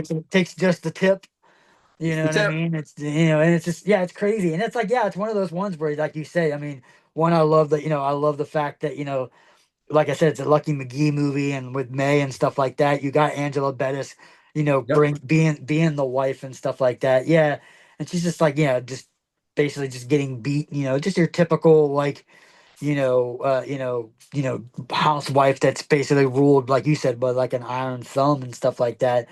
But Yeah. yeah, it's crazy. Like, yeah, it's like, you know, you have, like I said, the son is basically just like a smaller version of him where he's just like, yeah, this is what you do and this is how you got to do it. And you're like, you kind of think in the beginning, even though he's kind of stern, you just think he's just a stern guy, like the dad to Yeah. begin with.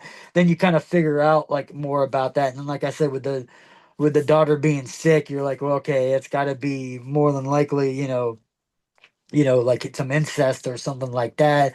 Because they were Yeah. like, "What are you suggesting, your brother?" And then, you know, or no, now you're suggesting me. Like when the teacher, you know, when the teacher Yeah. confronts him about it and stuff like that. But yeah, I thought that part was pretty cool. But yeah, it's like you know, the whole entire time he's got her locked up and he's trying to get teach her stuff, and you got obviously you got the young kid in there that's the adolescence that's. He drills a hole so he can see her and stuff like that. And Mhm. I love the fact that even when he was doing that, she's looking right at him so she can see, you know, because she's, you know, normal people are probably not going to be able to notice somebody peeking through a hole, but for her having that, you know, That animal. that animal instinct and the stuff that she's worked with and knowing and can sense when people are near and things like that, she's watching them to the point where even when the dad is you know trying to get his little rocks on with her and stuff like that and the boy wakes up and watches it, she looks right at him again like yeah, and that's the thing about it, you know, like I said, and then you know, it gets to the point where, you know, the dad, you know, you get in the movie where the you know, the dad's being a complete asshole and he's beating the shit you know, he ends up like completely like beating the shit out of freaking and the wife Angela Bettis's character to the point where she's pretty much like out of the picture for like 20 minutes, just like sitting in a chair. Like even when the teacher comes and visits, she's like, "Oh yeah, she doesn't feel good." I'm like, "Well, yeah, she doesn't feel good because you know, stuck it to her a couple times and stuff like that."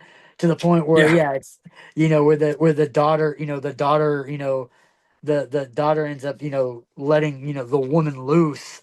And it's Hmm. like, oh, you know, shit's going down. And then you're kind of Oh, wondering why, dude. like, you know, like the dad's fucked. You know, the Yeah. son's fucked. And when the son gets it, man, I love how the son gets it. Basically, like, Oh, yes. split right in half. Dude, let's just show a little bit of appreciation to the fact that when the woman is let loose, she just fucking wrecks shop. Like Yeah. Like, she it just is, fucks that son up. it She is fucks the on dad all up. epic level. And Yeah. even people, even Eats to the yeah, card in yeah. front of him. Yeah, even like I said, even the point that people go. I remember people that talking about this movie were like, "I don't understand why she went after the mom." I'm like, because the mom was complacent. Hmm. She was letting him doing this stuff. Obviously, she could have said something to help her, and she didn't help her. The reason why she didn't do anything to the older daughter was because she basically let her loose, and the But little also, girl. it's that mom thing. She could tell she was pregnant. Like Well, she and she could, yeah, and at the end she could tell like she's like missed eat because she could tell. So that was another reason. One, I think she didn't do anything to her because she let her go, and she could tell that Yeah. she was innocent too because of that. But then even the little girl, you could tell the little girl was more of like I said, she was outside with the little music thing and stuff like that. That they don't know any better. They're young. Where the mom could have done something and she didn't do anything. So that's why She, that's she why was kind of the victim of the strongest survive. yeah, exactly. But then and then like I said, and then there's like not even adding even more creepiness in this movie that the whole entire time you don't really see anything towards the end till you get towards the end, but you get a point where like they're going out and they're, go and feed the dogs, and even whenever you heard the dogs in the background, you hear dogs, but then you hear something that just sounds in your head like someone pretending to be a dog, Yeah. like woof woof. But that whole time, then he goes and he feeds the dog, and you see the dogs, and you're like, okay, maybe you were just hearing things or something. But then you see that other little dog kennel, and you're like, okay, and he just yells and you don't see anything, and then until until the teacher thinks that I'm gonna stay away from these two dogs and I'm gonna go over here, and she ends up meeting the sister that has I can't remember what the name of the thing that they said that she has, but she's basically born with no eyes, so she's Yeah. disformed with no eyes, so they basically just treat this daughter, and I'm like, that's pretty good because like you kind of feel like that in the beginning, like I said, when you hear the dogs barking, you're like, oh, that kind of maybe I did hear that then, because it does sound like someone's just imitating a dog. Like Yeah. you're like, okay, do they really, like the whole entire time you're like, do they really have dogs? But then like I said, when he goes and feeds, you see the two dogs, and you're like, okay, maybe they really have dogs. Maybe at the time they didn't have dogs in the movie, and someone off camera was like, woo, woo, just pretending to be a dog because that's what it kind of Background sound. noise. Yeah, because that's what it kind of sounded like to begin with. And then you find out, yeah, they're basically treating the what would be the sister, but like she's younger than the older sister, but older than the little sister. Yeah, she's So the like middle it's child. like a middle child of the sisters at least. They're like, oh, sister, and like to the point that she's like acting like a dog and eating and like tearing out the flesh of the teacher and shit like that. I'm like, oh man, you fucked up to the point where like, yeah, even when the woman's letting everybody go, it's like, oh, why didn't she go after? Why would she not? Like, that's she's just as feral as she is, man. Like, that's one of her like peoples almost to the point where she knows, like, okay, that's for to the point where even when when the sister is going after everybody and tries to go after the little girl or the other sister, she kind of like smacks her for a second, like you would do with a dog, like no, to the Yeah. and that dog, and she was like "Woo, woo," to the point like where she was like, okay, I'm not supposed to do this though. It's like, yeah, it's crazy. Yeah. Like, yeah, when it gets into that, like I said, when it gets into the craziness of this movie, I mean, like I said, like I said, the second she lets the woman go, it's just game Damn. on. It's like Donkey Kong, man. Hmm. No, absolutely. Because that's the other thing there's so many crazy nuances to this movie. Because you've got the teacher who, like, I- doesn't like she cares. She's concerned for her student. Not doesn't exactly, present herself on a more on much of a teachery type level visually, but at the same time, like it is what it is. But it's such a crazy concept because she does what a teacher does. There's plenty of accounts of teachers coming to parents' homes. Um, and the idea of like her showing up at her home to talk to her parents about her concerns, the fact that she's pregnant and the fact that, she seems like she's got this issue or that issue. And she shows up like literally right after the husband just knocks the wife the fuck out, who Yeah, like, because like the wife has finally, whatever, broken that mental situation where she's like, no, you suck. I'm leaving. I can't live this life anymore. Everything about you is fucking ugly. And he's just like, nobody leaves me. Wham. And yeah, it's just a fucking wrap. And the teacher just shows up while she's just knocked the fuck out on the floor and then trying to have a conversation. And the funny thing about it too is she like addresses the thing like the pregnancy and the father gets all like defensive, like, how dare you imply such a thing that I would do this to my daughter when the teacher actually doesn't apply anything even of that nature, Yeah, despite yeah. the fact that it would have been true. Um, and then yeah, just the idea that the father just does what the father does and captures and chucks the teacher into the kennel. And that's the funny thing that you were just talking about too, where like when you do see the dogs, you kind of get the feeling of, oh shit, these dogs are about to go fucking ham all over this teacher. No, not so much. They don't really give a fuck. Then that dog comes out. The middle sister being the middle child being raised as a or the middle daughter, I should say, being raised as a dog. Oh yeah, she goes ham all over the teacher and absolutely takes her out. But no, absolutely, like that's the thing, as we talk about the conclusion and ultimately move into the obituaries is like I said before, like man, when the woman is freed, like that is the clearest definition, like I said, of just completely fucking wrecking shop because everything about every kill is just brutal. The complete cutting in half of the shitbag son. The fact that she pulls out the father's intestines and eats his heart in front of him.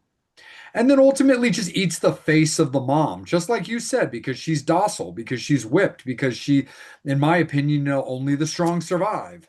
And that's just what happens, the weak ones, die, to make way for the strong kind of a thing. And then ultimately when there's nobody left but the daughter, the pregnant daughter, and the youngest daughter, that's also one of the craziest endings as well. And I don't mean crazy like super mind-blowing, just crazy because it's bizarre because it ultimately does lead into the finale of the trilogy, which is known as Darling, which, fun fact, is actually directed by the actress who plays the woman. Yeah, Um, Pollyanna. yep, by Pollyanna. But the woman leaves and just leaves the pregnant daughter alone and just leaves her be, but she leaves with the youngest daughter. And Whose name is Darwin. well, her name is Darlin, yeah, Yeah. and leaves with Darlin. Just off they go into the Her, wilderness. her, and- her and Wolf Girl, Yep. the Yeah, dog with girl. with the dog girl on the leash, like this new happy family kind of thing, like to raise. I'm assuming, saying it as not an over the top spoiler for anybody who does want to get into the trilogy, leading this woman, this girl, Darlin, off in a way that you would just assume is to let me teach you how to live this lifestyle and become one of us kind of a thing. And it's really, really interesting because one of the things I've always really liked about The Woman, I love the trilogy as in general. I mean, I love what you said about The Offspring. Like I said, overall, I do still catalog The Woman as a better sequel. Again, that's just my opinion. I like the story I like the story behind this movie, and I like the different nuances of it. But the cannibalistic raising of the tribe, which ultimately leads to why the survival of the final person is kind of a thing. It just makes for an overall really good story arc, and I do love the fact it has a cap. But the other thing I've also really loved about this movie has so many different avenues of things that you can like really focus on or tackle or get curious by. There's, areas of like, like the idea of like trafficking, you know, psychotic behavior, serial killerness, misogynisticness, feminism, victims, violence, overcoming brutality. There's so many different aspects of this movie. One of the things I really like, so we, I have a friend who is a big horror movie person, but they don't like what they refer to as gore porn. A movie like this is not going to be particularly up their alley. And why this movie is brutal as fuck, and so is Audition, which we're about to get into. I really do. I always like to talk to people about this movie, and this is the reason why I want to tell the Fangs and Infernos about it as well, is there's a certain design of this movie that I find so strong storytelling wise with different avenues for what might be interesting or valuable to any particular Fang or Inferno's personal life, history, how they grew up. What struggles did they have growing up? What struggles do they have now? Or maybe they know a friend. This movie has a lot of different branches and just a lot of different avenues. And that's always something I really like about this movie. And always like to really kind of let people know, like, this is a heavy, in-depth movie, and I really like to try to turn people onto it any opportunity that I get because it's brutal as fuck, but it's a really interesting story arc. But anyway, it's super cool. Love the fact that it's the middle of a trilogy, and it works, in my opinion, as a standalone movie. But again, if you like it and want to know more, it's cool to already have those avenues in place versus other movies, Devil, that you and I have talked about, that we talk about, hey, it has a sequel. Don't waste your time. Or, hey, it has a sequel that you could check out and it kind of emphasizes this. Or it leads it leads to the possibility of a sequel. I wouldn't hate to see a sequel, or I'd prefer that they didn't. So I've always found The Woman to just kind of be a very, very interesting middle child, no pun intended, honestly, of this trilogy and the way it can be deconstructed by any given person. Yeah, for sure.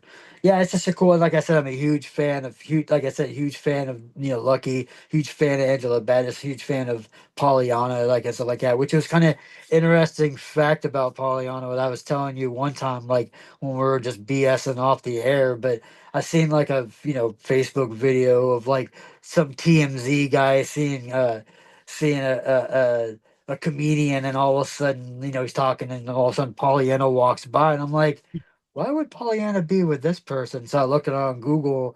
And apparently, her and Bobcat Goldthwait from freaking Police Academy Yeah, are and married. They've been Shakes. married for like the last couple of years. And I'm like, that's kind of cool. I was like, and, like I said, a lot of people might know Pollyanna because she was in Walking Dead and stuff like that. Yeah, So she was in that and stuff like that. So I've always been a fan of her, a fan of hers anyway. So I've always liked this. I've always liked this movie.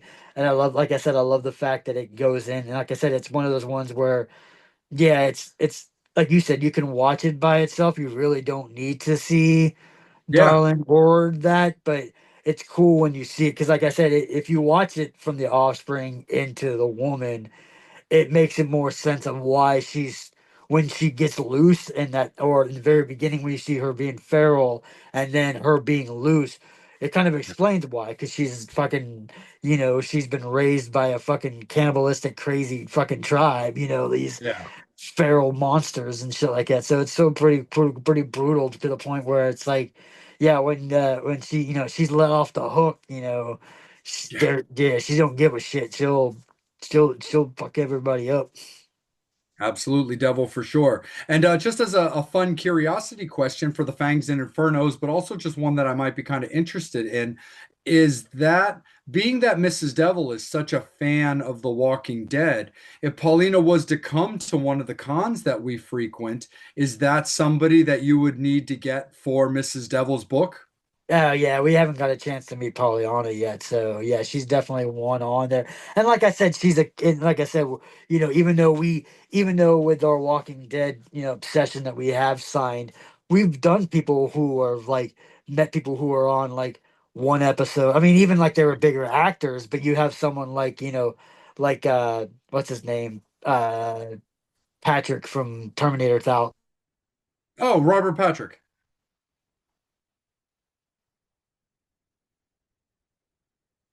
Jesus, Terminator 2 guy. Robert Patrick. Robert Patrick. But like he was only in really one episode and stuff like that. So someone like Pollyanna, who was a big character and continue on to be a big character, even on the offshoot versions and stuff like that. So yeah, she's definitely one on there as far as like a person that we would like to meet. I mean, like I said, I would always like to meet her because I've always liked her in Yeah. general. I've always liked her, her movies and stuff like that. And she's just like one of those like she's just one of those actresses like Angela Betta. She's one of those actresses that I've always liked, but I've always like she's distinctively easy to remember because she's just fucking like 9 feet tall, freaking Amazon kind of chick. So it's Right. like, And so yeah, yeah. she's definitely somebody that I wouldn't mind getting a chance to. I feel I would feel like a little shrimp getting my photo next to her, but Hey, me too. No, absolutely, Devil. And she's definitely somebody, based on price that would be like, man, I it would be hard considering I have physical copies of the trilogy. There is a part of me that's like, man, though, I don't know if I can leave with just one autograph from her, just because it would be like such a cool thing. But if she was going to come through, price or not, the woman for sure is definitely yeah. 100% the one. I mean, like I said, yeah, for me, I think like if I don't have all three, but to me personally, like I said, I mean, obviously she's in all three because she's the main character from Offspring. Obviously, Yeah, she's the main character from that. She hasn't played nearly as much of a main role in Darlin', but she's yeah. still in the movie. And she's the director. But she's the director. That's kind of like the reason why I would like, even though I would, if I had to pick which one of those three, I would rather have her sign because I like the movie the most. It would be the woman. But then again, I like bringing movies like when we met. I've been horrible and Ted, dude. Alex Winter. We met Alex Alex Winter. Winter talking about Freaked. Freaked. Yep. It's like because the director or one. So to me, yeah, she's gonna sign a bunch of movies, bunch of Walking Dead stuff. She's probably gonna sign some woman stuff, but to get her to sign like a movie that she directed, I Yeah. think it's always cooler because you get not only you get somebody who starred in all three of the movies, but she also directed the film too. So Totally. And she might even get like excited at the fact that like if you and I honestly show up, which we would if she was booked at a con we're going to, there's no way I'm not going to her table. yeah, Um, but like how cool would it also kind of be if you and I rolled up to her table with the physical trilogy? I mean, if I was her, I think that would be cool as fuck. Like, yeah, wow, yeah, they've got how it started. They've got the movie that I'm the protagonist of. well, And then yeah. I've got, and then it's like, damn, and I've got my director version of the movie that I'm still in, but I'm in charge of focusing on this character's development. I think that Yeah. would be super cool. Especially, And especially like you said earlier, because most people who are going to know any of the three movies, yeah, it's the woman. yeah, A lot of people don't know about The Offspring. A lot of people don't know who have seen the woman don't know that there was a sequel, darling. mhm, So most people, like I said, not everybody, but most people, if you've seen any of those three, it's yeah, typically the woman. absolutely, 100%. So, Devil, my friend, let's get into the obituaries. Honestly, I'll keep it short and sweet when it comes to this one for me. I hold this movie in high regard. It's always been a movie I've been incredibly fond of for a really long time. I always loved certain story arcs. I love the progression of characters. I love the design of like interlocking limbs, like I said, tree branches, and the fact that this movie can resonate with people in so many different ways. Now, I understand that there's certain Fangs and Infernos that might not be into really, really heavy blood, gore, and brutality, which this movie absolutely does. There's so many subtle nuances to this movie that I really, really do like. And it's the idea of like this person getting what's coming, this person who finally gets up the courage to better their situation to have it ripped away from them, literally. Also, the idea of where does a person go from here? There's so much about this movie that I've always genuinely loved, and I do hold this movie in high regard. I don't give out a ton of high ones, man, but this one gets an 8 for me. Yeah, like I said, for me, like I said, I've always really, really liked this movie, and it's always been one that, like I said, I mean, to me, like I said, it's always been a really cool movie to watch. It's been a long time. It's been a while since I've watched it, but I remember like, I remember certain things and I'm like, when I'm watching, I'm like, wait, doesn't this happen? Or like, oh yeah, maybe I think this is when this, but it's like one of those ones where it's like, yeah, it's a fun movie. Like I said, to me, I mean, when it comes to like the brutalityness of this movie, like I said, I love the ending of it. To me, like I said, even though I think the storyline of this is better, I think the actor and the way it was shot was better. I don't know, for some reason, like, which is weird because I definitely don't like it, but I just think I just like the Offspring just a Sure. little bit more, only because of like that dirtiness and grittiness and like just like that feral version of it. Like I said, That this cannibal yeah, holocaust. like this is definitely a better film, like overall, like just look wise, budget wise, story wise, all of that. But I don't know, something about because like I said, if you think about it, even though in the woman we do like a lot of the stuff that's in it, we like it, but the parts that everybody that who like this movie, it's that last 30 minutes of that brutalness, and that's pretty much what the Offspring is the whole entire time. It's True. literally brutal mostly throughout the whole entire movie. It's like, I mean, there's like freaking people eating babies and crazy. I mean, it's naturally throughout the whole entire movie. Like I Yeah. said, as far as like character development and things like that. Yeah, it doesn't have much of that because it's just a bunch of cannibalistic freaking feral people. So to me, like I said, I've always found this movie good. But like I said, it's as far as that, like it's like a solid 8 and stuff like that. I don't know. I'd have to go with like a 7, maybe a 7.5. I'd probably go 7.5 just because Okay. I do love Pollyanna. I mean, she's brutal. The brutalness, you got to give a little. Give a little bit extra credit because of the fucking goriness in the last bit of it. And you do see some skin. I mean, Pollyanna's titties are You in do. the movie a couple times throughout the movie. So And that's what brought some of that pain on that shitbag son too, because of yeah. what he did to her with them I needles know, man. and He's all like pliers, freaking brother. like, cause you thought like, yeah, that's what we didn't even really talk about. But We that didn't that even scene, talk about the that fact that she scene, got like, de-nipplized, nipplized her. well, I wasn't even thinking that. To me, I thought maybe he was like pulling some teeth or some shit to begin with. And then you see like cuts on her sides. Yep. I mean, yeah, that's one of my favorite parts of Pollyanna. Is that she got some nice boobies. I'm like, don't mess up the boobies. I'm like, damn kid, that kid deserved to get split in half. I'm like, you know, torture her all you want to, but leave the boobies alone. Come on. Absolutely, Devil, for sure. So, Fangs and Infernos, that's where we're going to leave it at this particular moment as we have another movie to discuss. So, currently, when it comes to The Woman, we're standing at myself at an 8 and Devil at a 7.5.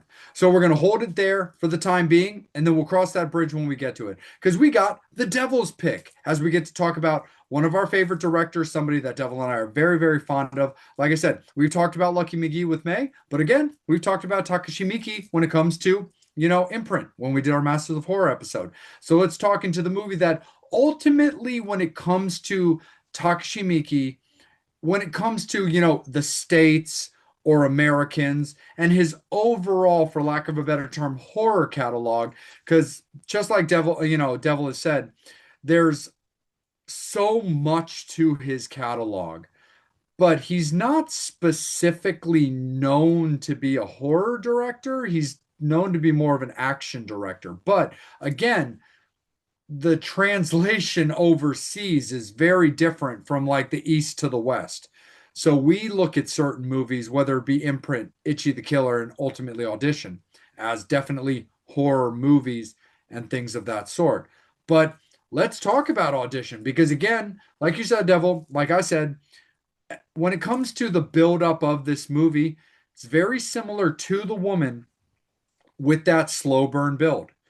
I will say that I do find that The Woman to be a little bit stronger with keeping certain aspects going for attention.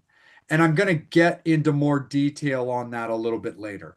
But Audition, it's an awesome movie. man, are we stoked to meet her. But the concept of it is basically this man, he's lost his wife.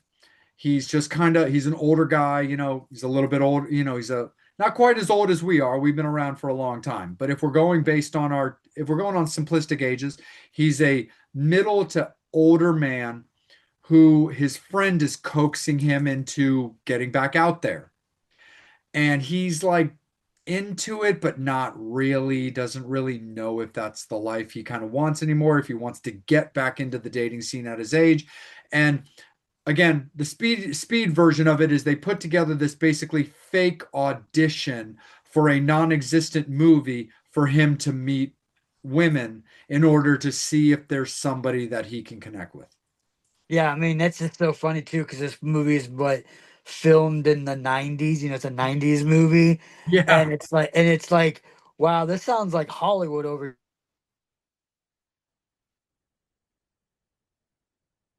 scenes and stuff like that, but all these, casting couches, like you only got the part because you slept with the director or slept with the producer and stuff. And here the premise of this movie is literally we're gonna make a fake movie to basically try to like figure out what kind of woman I want and what wife I kind of want and stuff like that. It's just funny, like I said, that's the thing about like I like about this movie, especially with the fact that like not only is this movie to me one just badass, like you said. Yes, it definitely does have that slow. Even watching it now, it's still one of those ones like when you're watching it in some parts, it's still really kind of it takes 'cause it's a very, like I said, it's very story driven where Yes. it's more like that. So it's like, yeah, there's parts where it's like that. But the fact that, yeah, I mean, anybody who knows Takashi Miike, like between this and Itchy the Killer, those are the two that, basically are on the map to the fact that like because of audition was that precursor to what you were talking about with the woman and people not liking that and being considered like that, it's what's called torture porn with the Torture hostel and porn. House of Thousand Corpses and all that kind of stuff. To even like they basically Takeshi Miike in this movie was like the precursor to all that kind of stuff to begin with, which Yeah. influenced not only people like Eli Roth to do Hostel and stuff like that, but it Quentin huge on this. Tarantino. Yeah, Tarantino's. He says it's like one of the greatest movies between '90 and 2000 and something. It's probably like the greatest film, like in general, just film wise. To people like the that we're gonna talk about, and we're gonna talk about spoiler alert here a little bit. Letting the Fangs and Infernos know we talked about them a little bit, but with the Soska sisters, Yeah. that basically audition was the movie that made them want to do American Mary. you American. know it's it's definitely very that they used that as to a point that, like I said, even with Eli Roth, he was such a fan of Takeshi that he put him in the second movie. He was one of the, when we talked about Eli Roth, he was one of the clients. And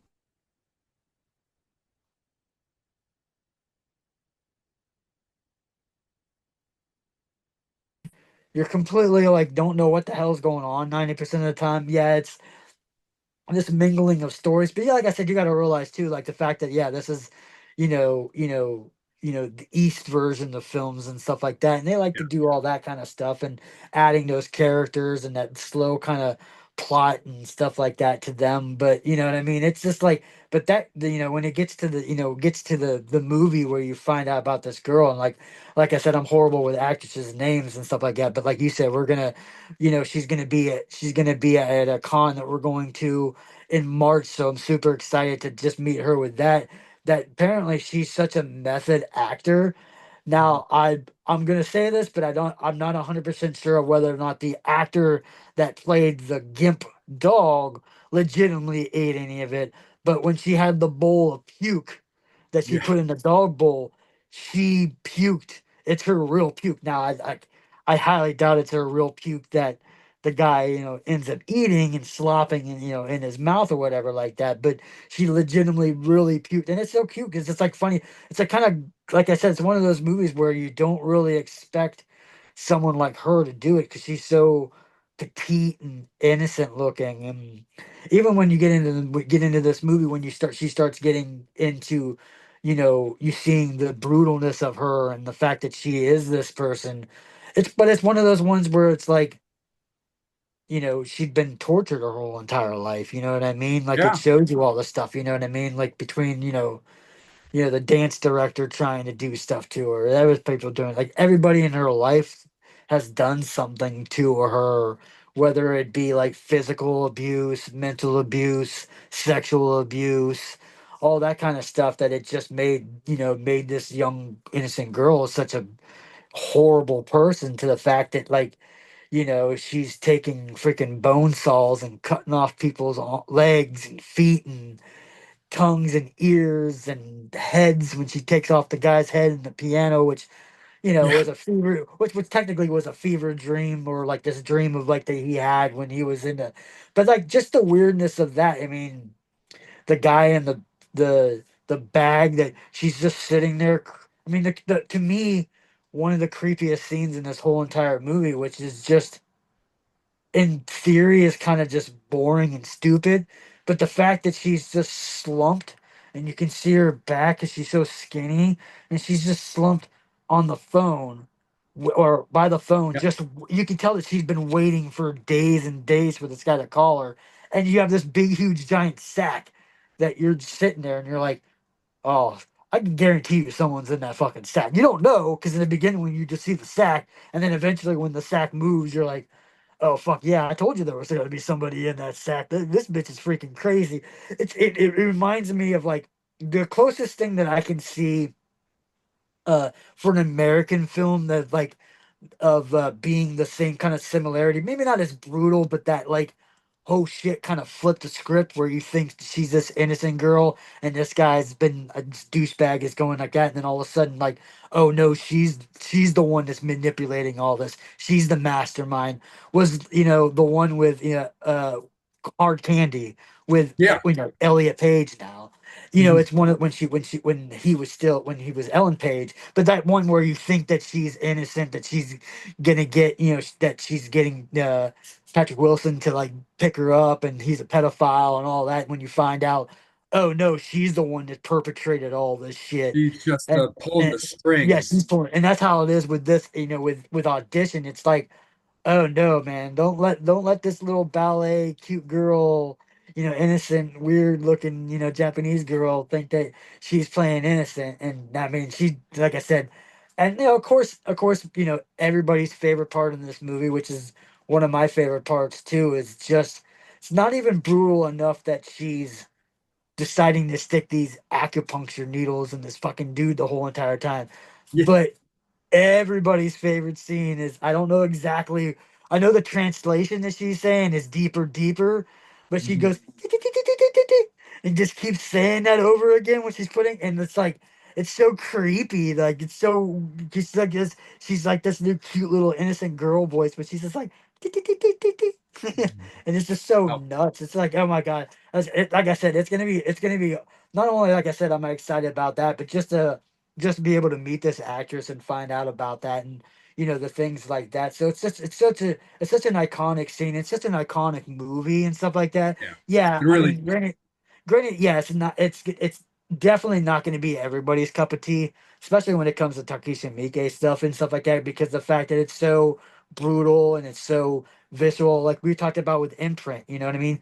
A lot of that stuff that's in this movie is the same stuff. It's a lot of taboo and very subjects that a lot of people don't want to think about or know about because either somebody in their life or someone or themselves have gotten abused or have done stuff. But he likes to put that out there because it's something that happens. I mean, it's not something that should happen. We wish that we could get rid of all that shit, but unfortunately, there's always going to be bad people doing bad shit to people. So I love the fact that it's like, yeah, you would think this girl is going to getting taken advantage of, and then like I love the flip the script. My only gripe this whole entire movie, and I love her and I love her character and I'm completely okay with all the shit she did, killing the dog, man, killing gang.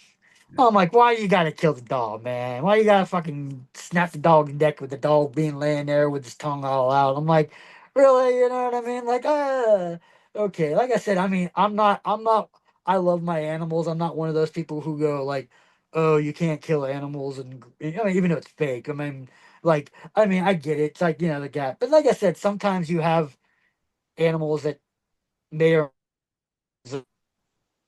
dang didn't deserve that. Come on, man. He was a cute little beagle that was just wanting some love. No, absolutely, Devil, for sure. Oh yeah, no, and I made sure to strategically place my watching of this movie, to for a review at a time that Mrs. Vamp was up in her office, doing her artwork and stuff like that. So I I did take that in consideration because I've seen the movie a bunch, hadn't seen it in a minute, but have seen it regularly. But I knew I had to make sure that Mrs. Vamp was not around when it came to that one because I would still be hearing about that. But yeah, you and I don't always we're not always the strongest when it comes to names, but Ihai Shina. So Okay. it'll be so cool to get to meet her. I'm definitely excited. And look, I can't wait to bring my DVD. I'm sure that 95% of what she signs at this con is going to be audition stuff. But I am unapologetically not ashamed to make sure that my copy of Audition is put right down on her table, to get her to sign that. My only thing when it comes to this movie, and this is something that I knew I needed to get into because I feel like I wouldn't be doing like a justified review of it if I didn't address this. The one thing is, while both of these movies are slow burn styles with story building, the one thing I'll be honest about Audition that I talked about precursor is it the I don't feel like the way this movie has built and the story it's telling has aged very well. The movie is great. The characters are fantastic. I'm talking specifically more about now when it comes to, horror fans now. The thing is, when you and I were growing up watching movies, going to movies, and all that, and there is a different situation, and I was talking about this with a different vamp when I was out of the house today, was the thing is, when it comes to going to the movies, you never want to be, most people, I should say, don't want to be that person fucking around on their phone drawing attention to it from the people behind them. It's a lot easier to have your phone in your pocket or just turned upside down on your little table while you're watching a movie at a theater. The thing about Audition is the way it's designed and Takashi's style of really building up in his storytelling I do feel can be very tricky nowadays when it comes to people having a distraction close by. Where when you're watching a movie like Audition, if it doesn't build in a certain way, even if you're not doing it intentionally, if you get on your phone and you're looking at this or you're looking at that, you can unintentionally lose a chunk of the movie that you don't even realize at first that you're losing because Takashi's style of building up a movie can be subtle and it can be quiet. That might just be a me thing, but that's the way I've always found Takashi's style to be. Again, I'm a big fan of backstory, like everybody knows. I love getting into characters and I love watching that kind of stuff. And being a fan of his, I know better than to have too many distractions around. When it comes to the woman, I do feel overall there was enough of something going on throughout the build of the movie to keep somebody who could be distracted easily a little bit more involved in the movie. That Audition, you really have to commit to sitting down and not getting distracted or fucking around with other devices because you need to watch Audition to get to that ultimate climax of just the brutal execution. And I do think that the woman does enough when it comes to just enough story building curiosities, or what I like to refer to sometimes as the loud noise that keeps you, that like brings you back. That audition has that subtle story arc and that subtle story build that's so important to his directing style, but can be very, very tricky to somebody nowadays that can be so easily distracted. So that's the one thing that I do feel with audition that's a little bit of a hindrance, and what makes me feel like to nowadays attention spans makes it not age as well. But the fact of the matter is auditions, dude, auditions pedigree is not to be taken lightly or disrespected. But I do feel like that's something that I need to address because looking back to when I saw this movie in the early 2000s, because I didn't see it right off the bat because it didn't even come out in the States right away.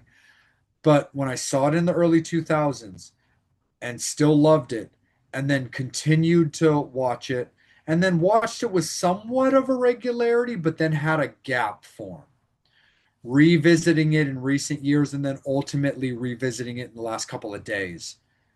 I couldn't help but sit there and be like, man, the build of this movie is great to somebody like me, but I feel like this is a tough sell to horror fans now with distractions available. Yeah, I mean, I can definitely see it now because, like I said, fans now need to be.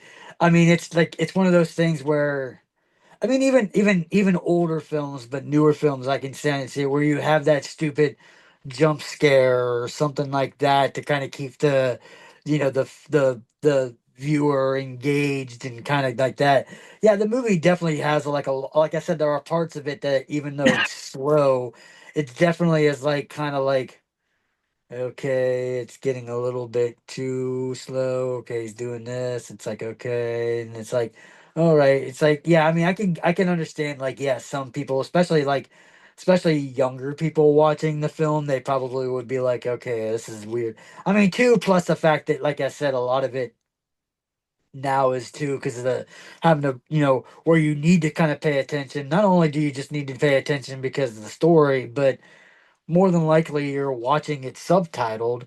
But Yep, unless you speak fluent Japanese, you're not gonna have any idea what the hell's going on as far as storyline. Like, who's this character now? Who's this guy now? right. Why is this dude have no legs and one finger and like fucking no tongue and no ear. Like, who is this guy? Like, why the hell is he?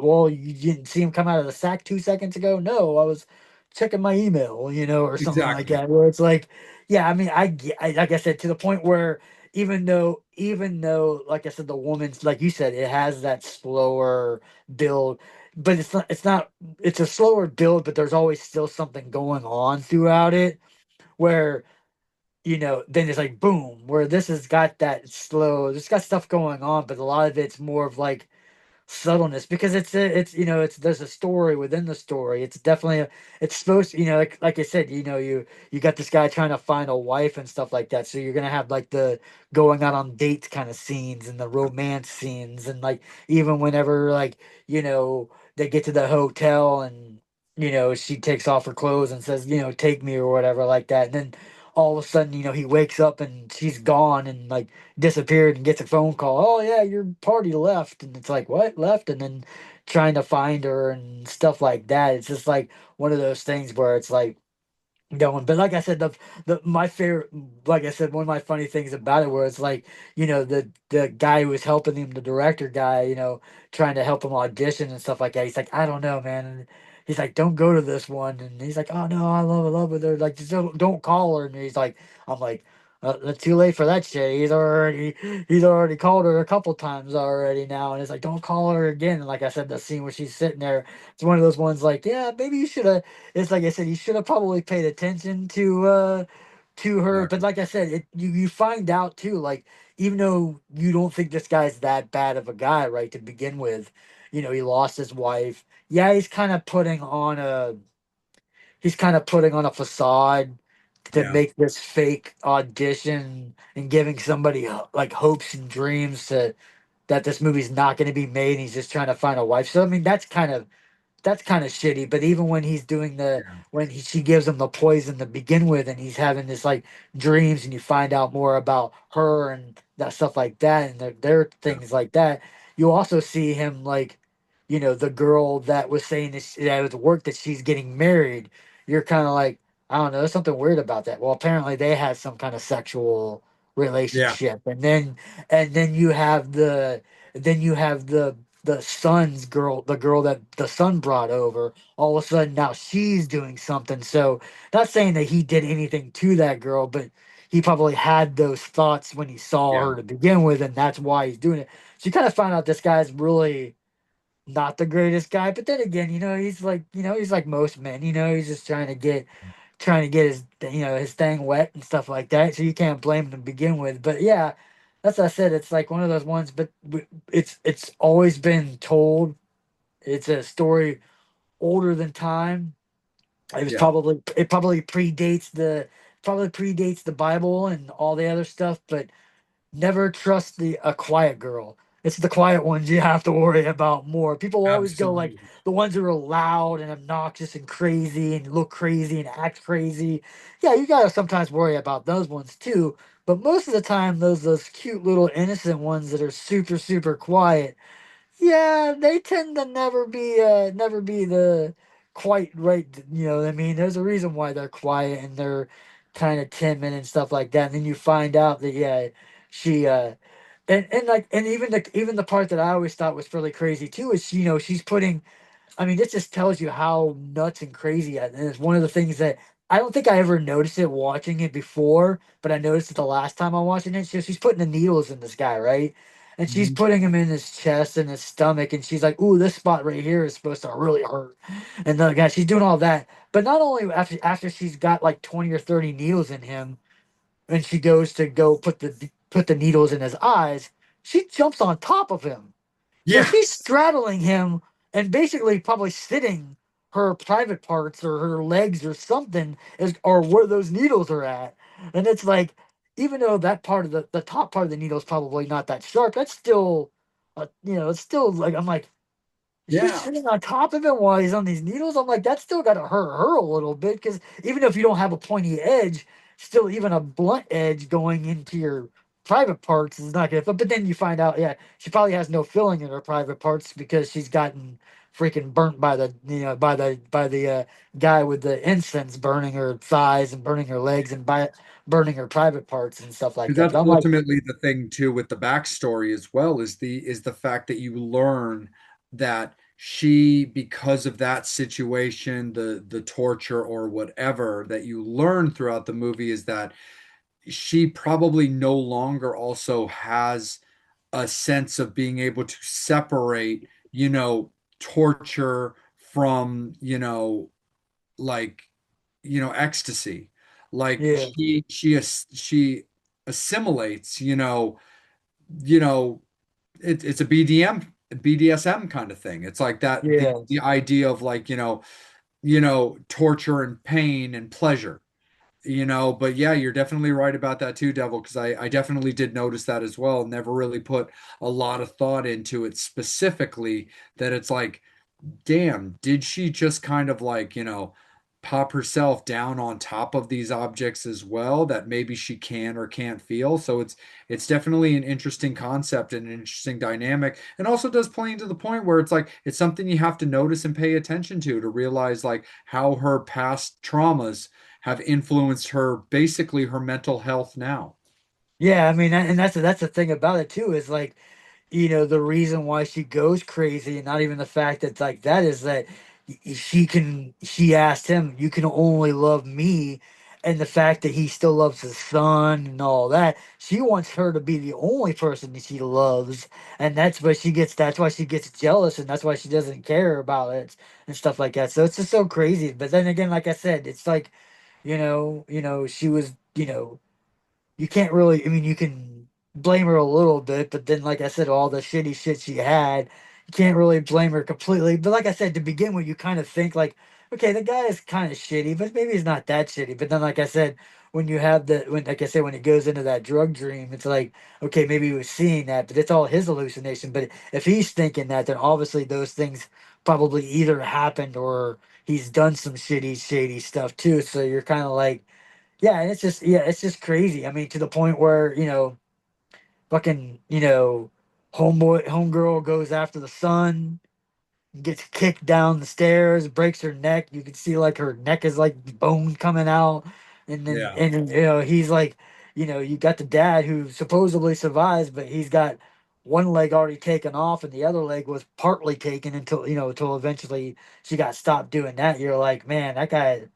It's like it's yeah, it's like, man, I almost feel bad. It's like the the piano teacher or the ballet teacher. You can see that he's got like weird like prosthetic feet or something like that because he's got like these metal things. So she probably took his feet at sometimes, his legs at some time. But yeah, it's like just I just love her when she's using that bone saw and stuff like that and she's doing all that stuff. You can just see like the little enjoyment that she's having just like fucking these people up and stuff like that. So yeah, different kind of bone saw. That's a bone saw. She was using oh, I the know.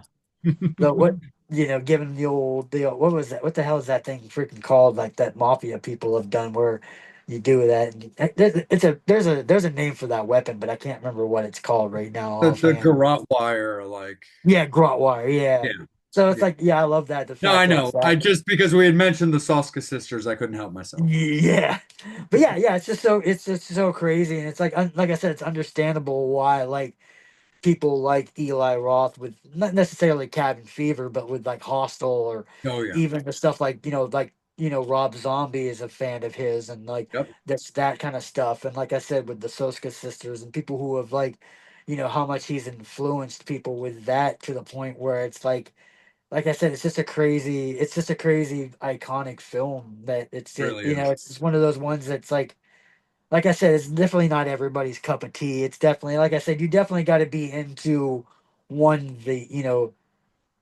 Asian horror to begin with. You got to be into that style Yes. of movie to begin with. But then, like I said, you just got to be into a lot of that stuff. And like I said, it's not a lot of torture in the movie. I mean, there's a lot of torture. It's not in the movie constantly throughout the movie. It's definitely, like I said, that last like half an hour or 40 minutes of the movie or something like that. It's like I said, it's like, hour and 50-minute movie, and an hour into it, you haven't even got into anything. But like that said, but if you can, like I said, it's one of those ones, if you haven't seen it, if you can get through that first hour and just enjoy the ride, watch the story, enjoy the You're in film, you're in do for a that, treat. stick into it. It's worth the ending and stuff like that. And I think it's kind of interesting too that at one point he wanted to end it right when she was torturing the dad, Yeah. cutting off, and that was going to end it. And someone was like, "No, man, you got to finish the story, man. Finish the story. Let it continue on." And then obviously, you find, like I said, the son comes home. They're little fighting, and obviously she dies at the point where it's like, she sees him and he keeps on seeing her talking to him and saying the stuff that she said at the table, and like even though it wasn't her saying that in real because reality because her fucking neck was broken, but it's just that mentalness that she had now from him being tortured so much. He's seeing her still kind of be alive even though she's not alive. Yeah. No, absolutely, Devil, 100% for sure. But we love our Takashi Miike. We absolutely adore Audition. But let's talk a little bit about the obituaries, my friend. How are you looking at Audition? Like how do you look at it as a score? How do you look at it as how the Fangs and Infernos might react? Yeah, I mean, for me, like I said, yeah, it's like what you said with the woman. I mean, it's one of those ones that, like, I mean, I would like to put it as a 10. One of those ones where it's Sure. a 10, 9 or something, like 9 or 10, like film. But like I said, it's one of those ones like maybe when I first watched the film, like when I remember when it first came out, I would probably, like I said, I probably would put it up at that 9 or 10, like untouchable film, like like our Lost Boys or like our Rocky Horror Picture Show, movies that just can't be touched. It's to me, it's perfect. When I first watched that movie, I would say, but after watching it a bunch of times and even rewatching it now, I mean, I definitely agree with you. At some points, it's one of those ones where, yeah, it doesn't age as much, with the culture now, like you said, and with people nowadays, it's one of those ones where you have to be in it from the beginning, You have to and you commit. have to pay attention to it.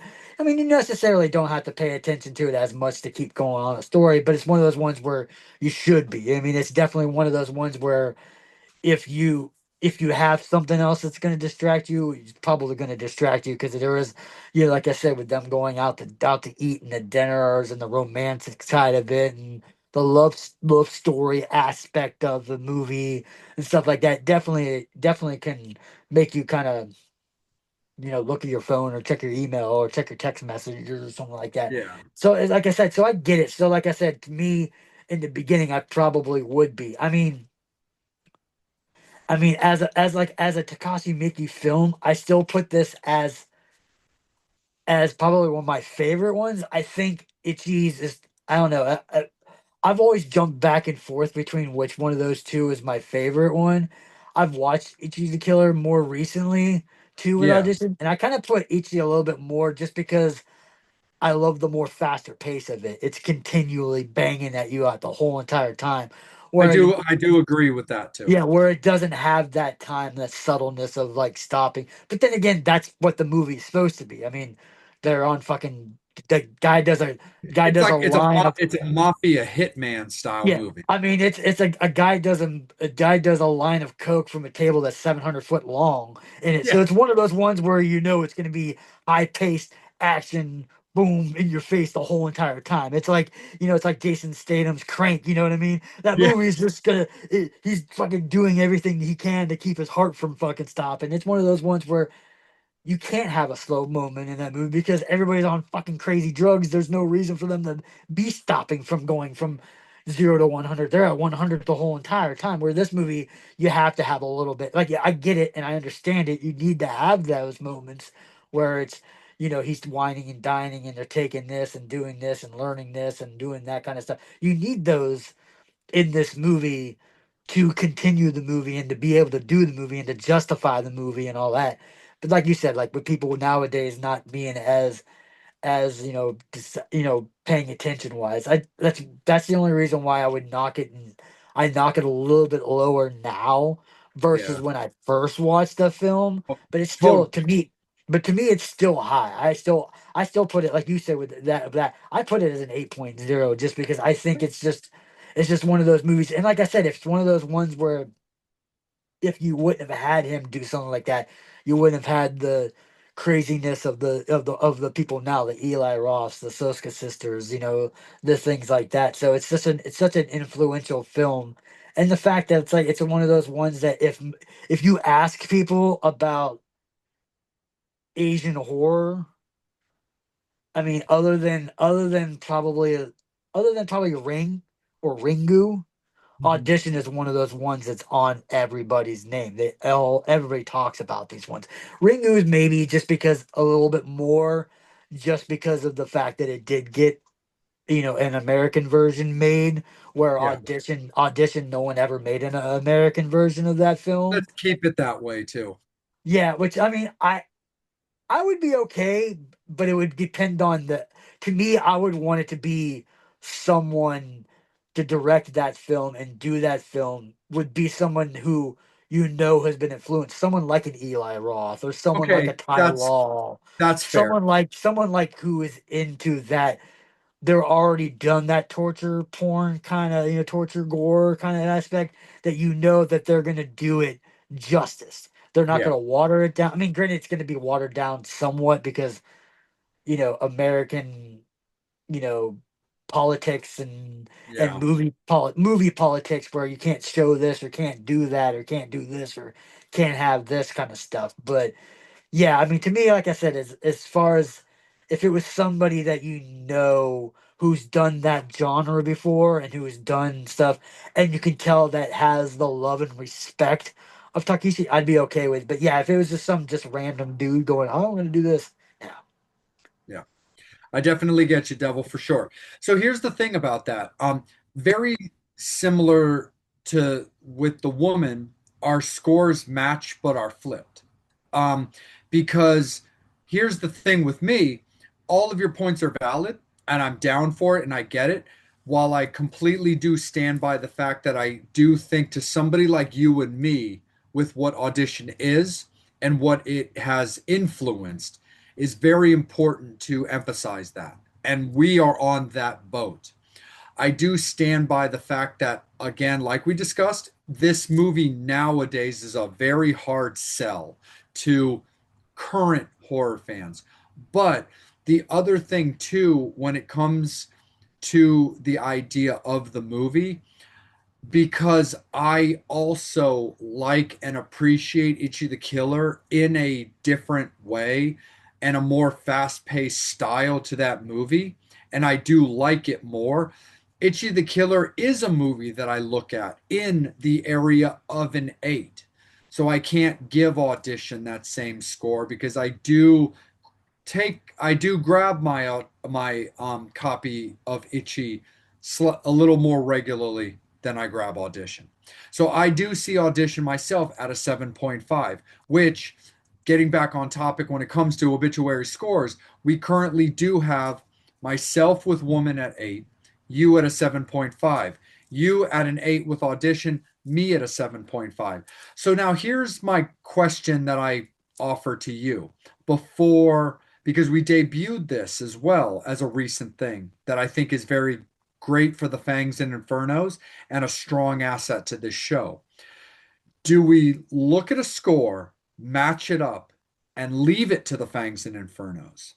Or, in my opinion, I still do offer and pitch the idea that I find the strength in Woman because of the ability to keep a person's attention due to the different angles and branches of the overall story to be a strength factor.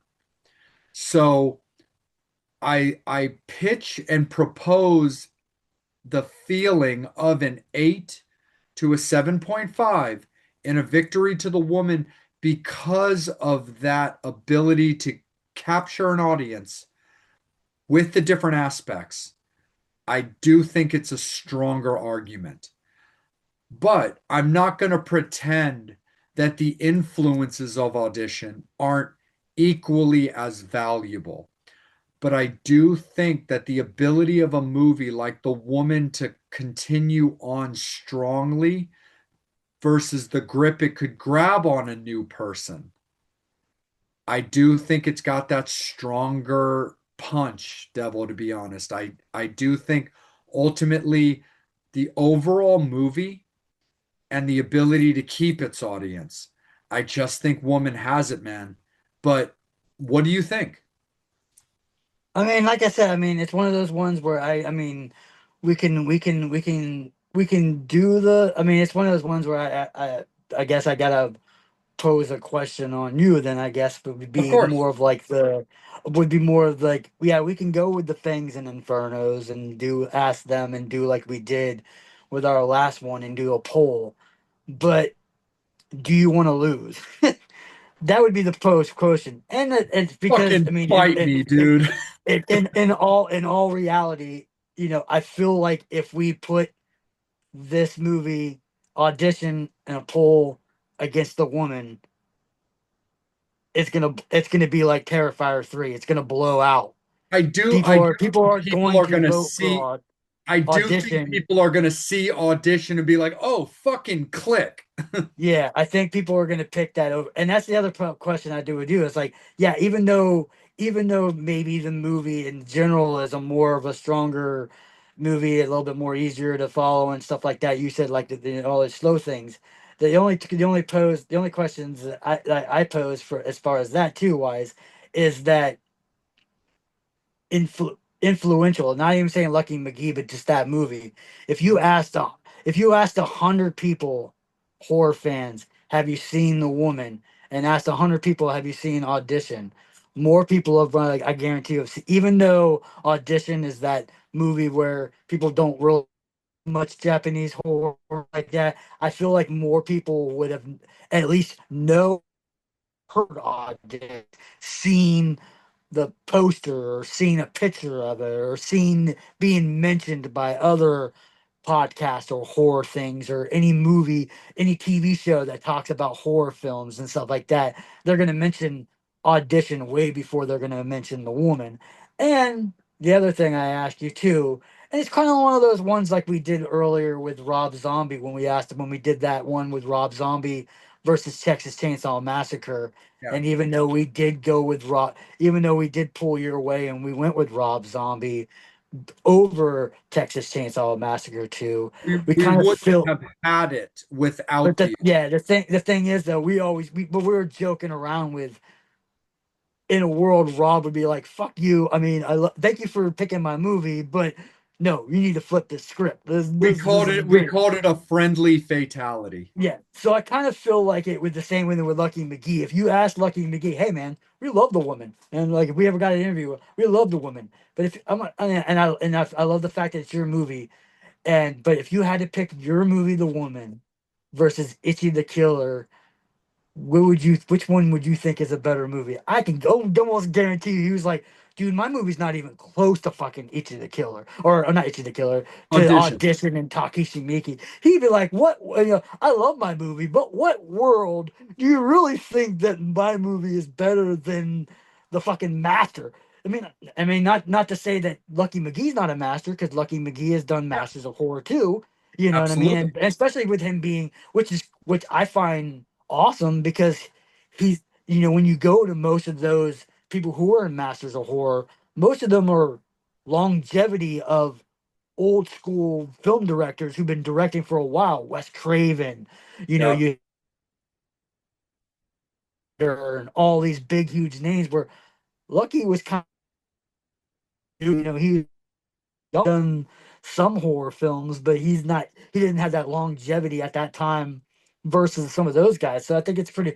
I mean, even to him, he's like, yeah, if we ever interviewed him, he would be like, I don't even know how the fuck I got picked to do Masters of Horror. These guys are all masters. These are people I grew up watching.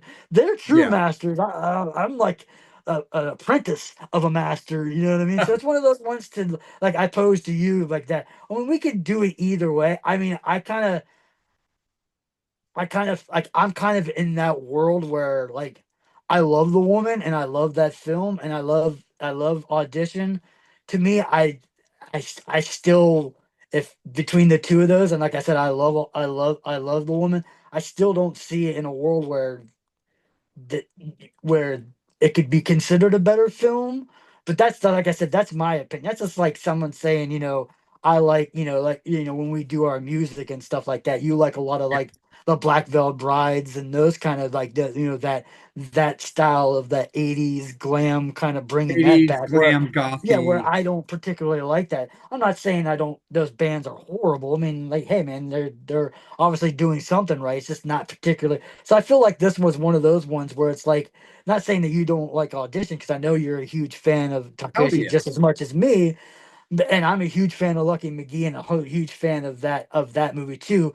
But like I said, in my world, so I kind of feel like, even though like I said, it's tough because like I said, Yeah. usually when we It do these is. middles, I'd like to do that tough ground, but then again, I like to do the new thing that we're doing, where if we get even, we do leave it up to the Fangs and Infernos. But I just kind of feel like that's going to be a win for me then.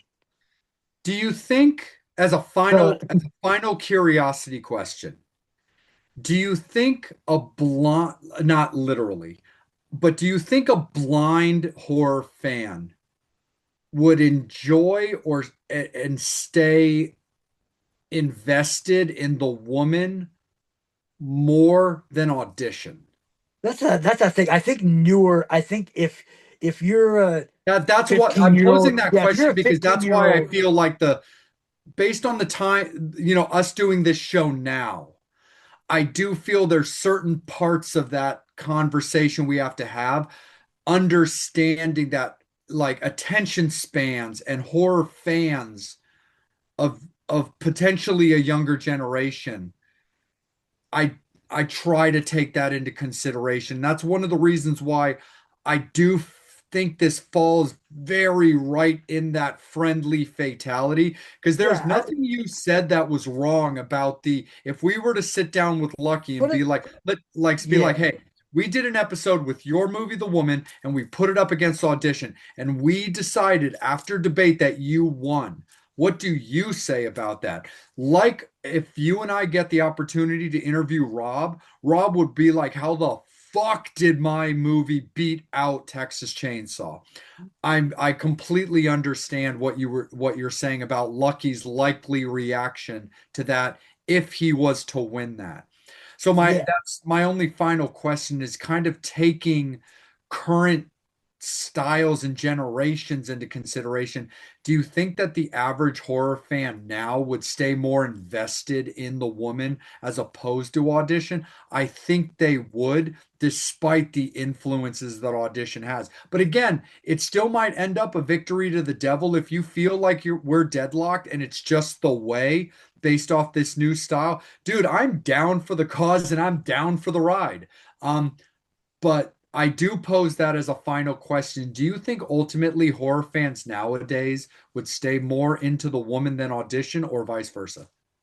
Yeah, it's one of those ones where I don't really know the demographic of our Fangs and Infernos. I feel Very like I feel like most of our demographic of our or at least age wise of our Fangs and Infernos that at least vote on movies tend to be an older crowd.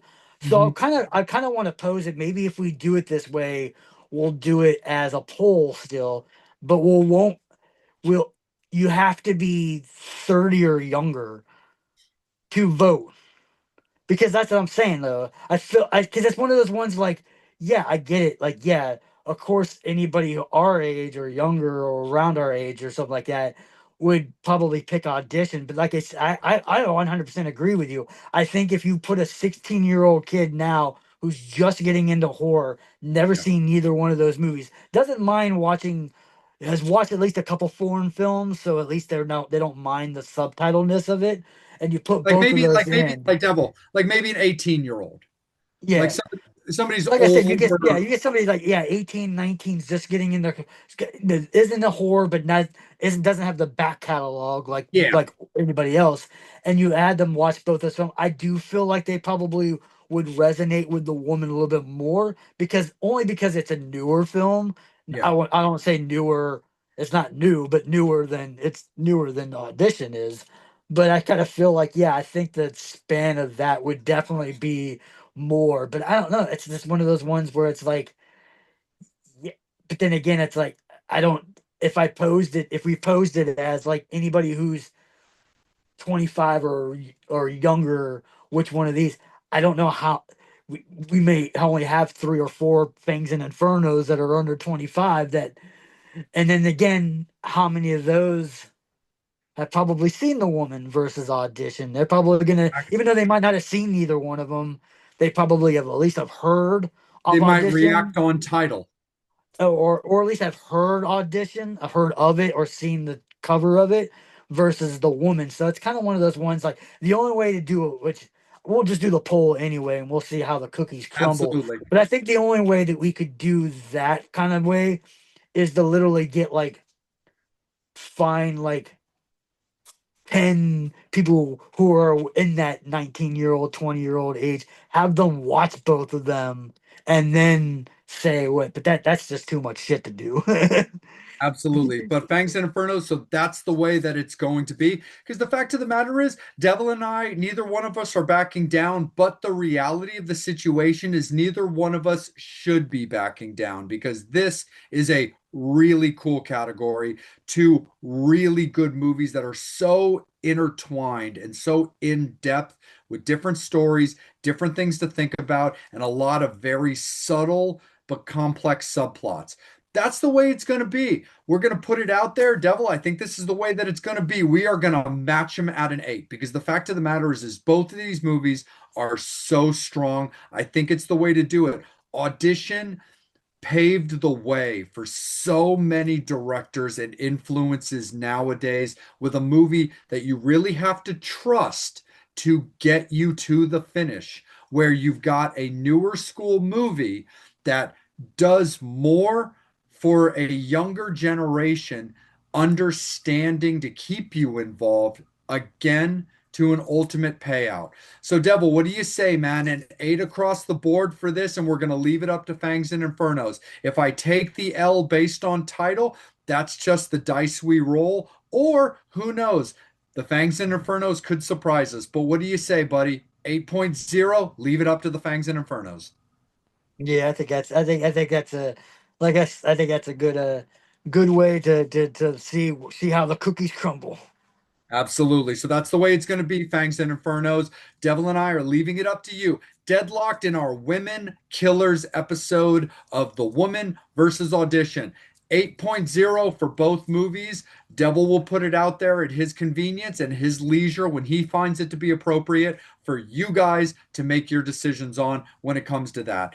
And things that we always want you guys to consider are the people that we care about and work with us and allow us to continue doing what we do. So if you want to support an amazing small business, but also look incredibly dapper while you do it, please go out to rockandhorror.com. Our friends Mark and Lizzie, they are our official merch store. They run their own company, rockandhorror.com, for rock and horror apparel. So much amazing stuff. In fact, they've got some recent new drops that I need to shop on that look absolutely awesome. But go to the Vampire and Devil collab for everything that Devil and I offer for merch right now. For us, we got t-shirts, we got hoodies. It's cold out there, baby. But if you also like to set yourself up for the future, we do have tank tops and we've also got hats. We got a lot of cool stuff involved. So we definitely want you guys to go and check out our merch store, but also support Mark and Lizzie with Rock and Horror Apparel. And also keep in mind, follow them on all of their socials, because whenever they run deals,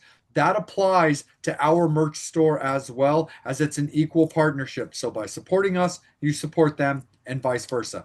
When it comes to getting out there and looking at kooky, creepy, and cool stuff, we definitely want to give love out to our friend John Kozik, who owns the Salem Witchboard Museum in Salem, Massachusetts, as well as the Witchboard Museum of Baltimore, right here closer to myself and Devil. Get out there and support these amazing museums. You know, show love, show support, and keep them going indefinitely. When it comes to staying hot in this cold weather, Brutalities is the way. We love them to death. So many amazing flavors. As of the recording of this episode, only a couple of days ago, myself and my beloved Devil, with our beloveds and all of our friends, we went out and we saw Wednesday 13, another amazing show. Always kills it. You know, he's got members of the band that we are fans of. He's got members of the bands that we are friends of, and it was an amazing night, an amazing show. But the reason I bring that up is because Wednesday 13, not only is it amazing music that you guys need to check out, there is Wednesday 13 Brutalities for you guys to indulge in. Always really awesome. Chris and Saren with Twisted Vines, we love them to death. Amazing horror decor. They do killer Ouija boards. So much cool stuff. And of course, if you and your loved ones are looking for a getaway, please go check out our buddy Chris, who owns the Buffalo Bill House in Perryopolis, Pennsylvania. The actual house from the Silence of the Lambs. It's an amazing experience. Myself, Devil, and our loved ones, we have experienced it. It is absolutely amazing. So that's the way we're going to leave it for you guys. Circle back around to remind you, it's going to be up to you when Devil puts it out there. 8.0 for both The Woman and Audition. We're leaving it up to you to see who gets the L, who goes down in flames, or who gets the coffin door slammed on them. We will wait and see. Horns up. Bangs out. Devil, my friend, I think it's time that we spill the tea. Brutalities. Vampire and Devil podcast couldn't be more excited, more humbled to let you all know that we have partnered with very dear friends of ours for a long time in Brutalities. And there's so much great stuff, so many flavors, so much to enjoy, and we're going to talk to you a little bit about it. Isn't that right there, my friend? Oh yeah, we like it hot. Of course the Inferno likes it hot. Do you like the hot tea? Well, you might as well get some Brutality. Yeah, horror movies, puns, rock and roll. Brutality's got it all. Absolutely. When it comes to the vampire, you know that he's going to absolutely gravitate towards that Nosferatu or that Nosferatu. Absolutely a favorite of mine. And we got to show a little bit love to, by all means, the biggest franchise in horror right now. That would be Terrifier. So Brutalities has brought you Terrifier. But that's just from the vampire. The devil has some favorites of his own. Oh yeah, do you like the movie Pumpkinhead? Well, how about a little pumpkin bread for your throat holes? And like I said, with the rock and roll fans and the horror fans, Wednesday 13 fans, do you like Wednesday 13 and T? How about a couple of those? With the Summertime Suicide and a couple other ones too. So if you like Wednesday 13 and you like the T and you like the Brutalities, go to the website. Absolutely. And so, of course, we like to look out for those that look out for us. We love you, Fangs. We love you, Infernos. But as a courtesy from Brutalities to be bestowed on you, we have that Vampire and Devil coupon code, don't we, my friend? Oh yeah, you want to save a little dough, little cheddar, maybe buy some more shit? Go on the line, Brutalities, type in Vampire and Devil, and you get 10% off your order. Oh yeah. Oh yeah, definitely. So it's getting into the chilly weather. People need to warm their bones. They need to warm what little skin they may or may not have. But Brutalities is the way to get it done. So that's the way it's gonna be because Vampire and Devil said so. Horns up, fangs out for Brutalities.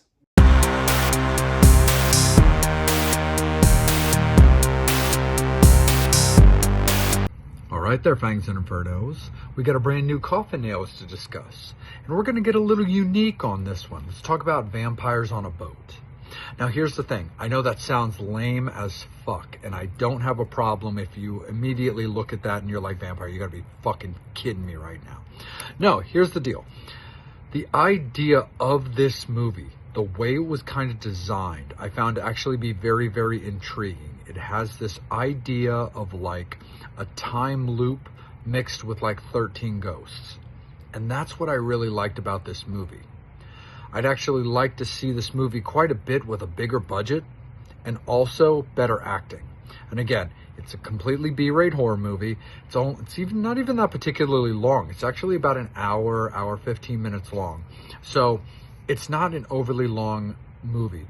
So it gets into the meat of things actually pretty quickly. It's about this kind of love couple who is obviously they're on a boat and they're kind of dealing with an infestation of vampires. And the idea behind it, again, is this like time loop. Are they here? Are they not? Kind of thing. So I do find this movie to be very, very interesting. I think it actually has a little bit going for it. So that's the reason I would say I would actually like to see this movie done again, a different title, because look, I get the concept of vampires on a boat, but at the same time, this isn't fucking Snakes on a Plane, you know? I mean, sometimes titles, you want them to be to the point, but they don't have to be like so direct like that. So I do find the title to be kind of lame.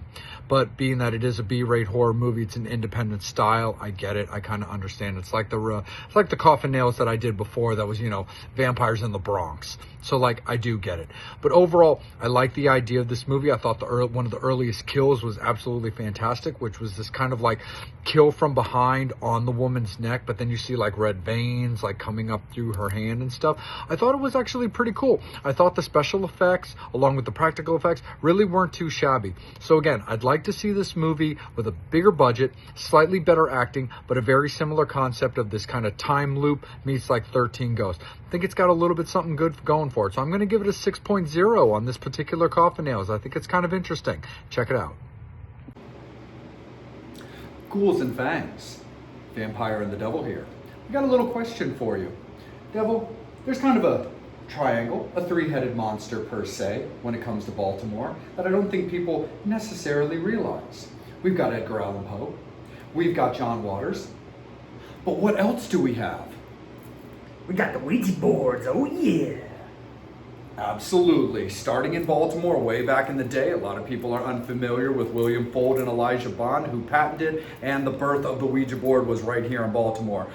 Devil and Vampire coming at you from the Witchboard Museum of Baltimore, courtesy of our friend John Kozik, who invited us out to check it out and shoot a little conversation action to let you guys all know. Of course, you've seen on our socials that we have partnered with both museums, and we couldn't be more appreciative to John for that opportunity. So whenever you're here in Baltimore, of course, right attached to the Bazaar Oddity Shop off of the Avenue, you have Witchboard Museum Baltimore. And when you're in Witch City, USA, up in Salem, Massachusetts, that's when you get to visit the Salem Witchboard Museum. Oh yeah, if you want to see some cool stuff, see some cool boards, get some cool history, go see our boy John. Man, that guy is really awesome, man. That dude knows his boards, he knows his history, he's about preserving the society of witch boards and the talking boards and all that goodness. And you know, we love it. We love the fact that, you know, they were gonna bring in this museum here in Baltimore, so all the Baltimore fans or all your East Coast fans or maybe not as far away, going up to Salem, come out to Baltimore and check it out, you know what I mean? Because there's some cool stuff in this museum, and you gotta check it out, because the devil and the vampire said so. That is facts right there, my friend. Again, absolutely attached to the Bazaar Oddities Shop in the Avenue in Hamden for the Baltimore established Witchboard Museum, or off of Essex Street in Salem, Massachusetts for the Salem Witchboard Museum. Horns up, fangs out.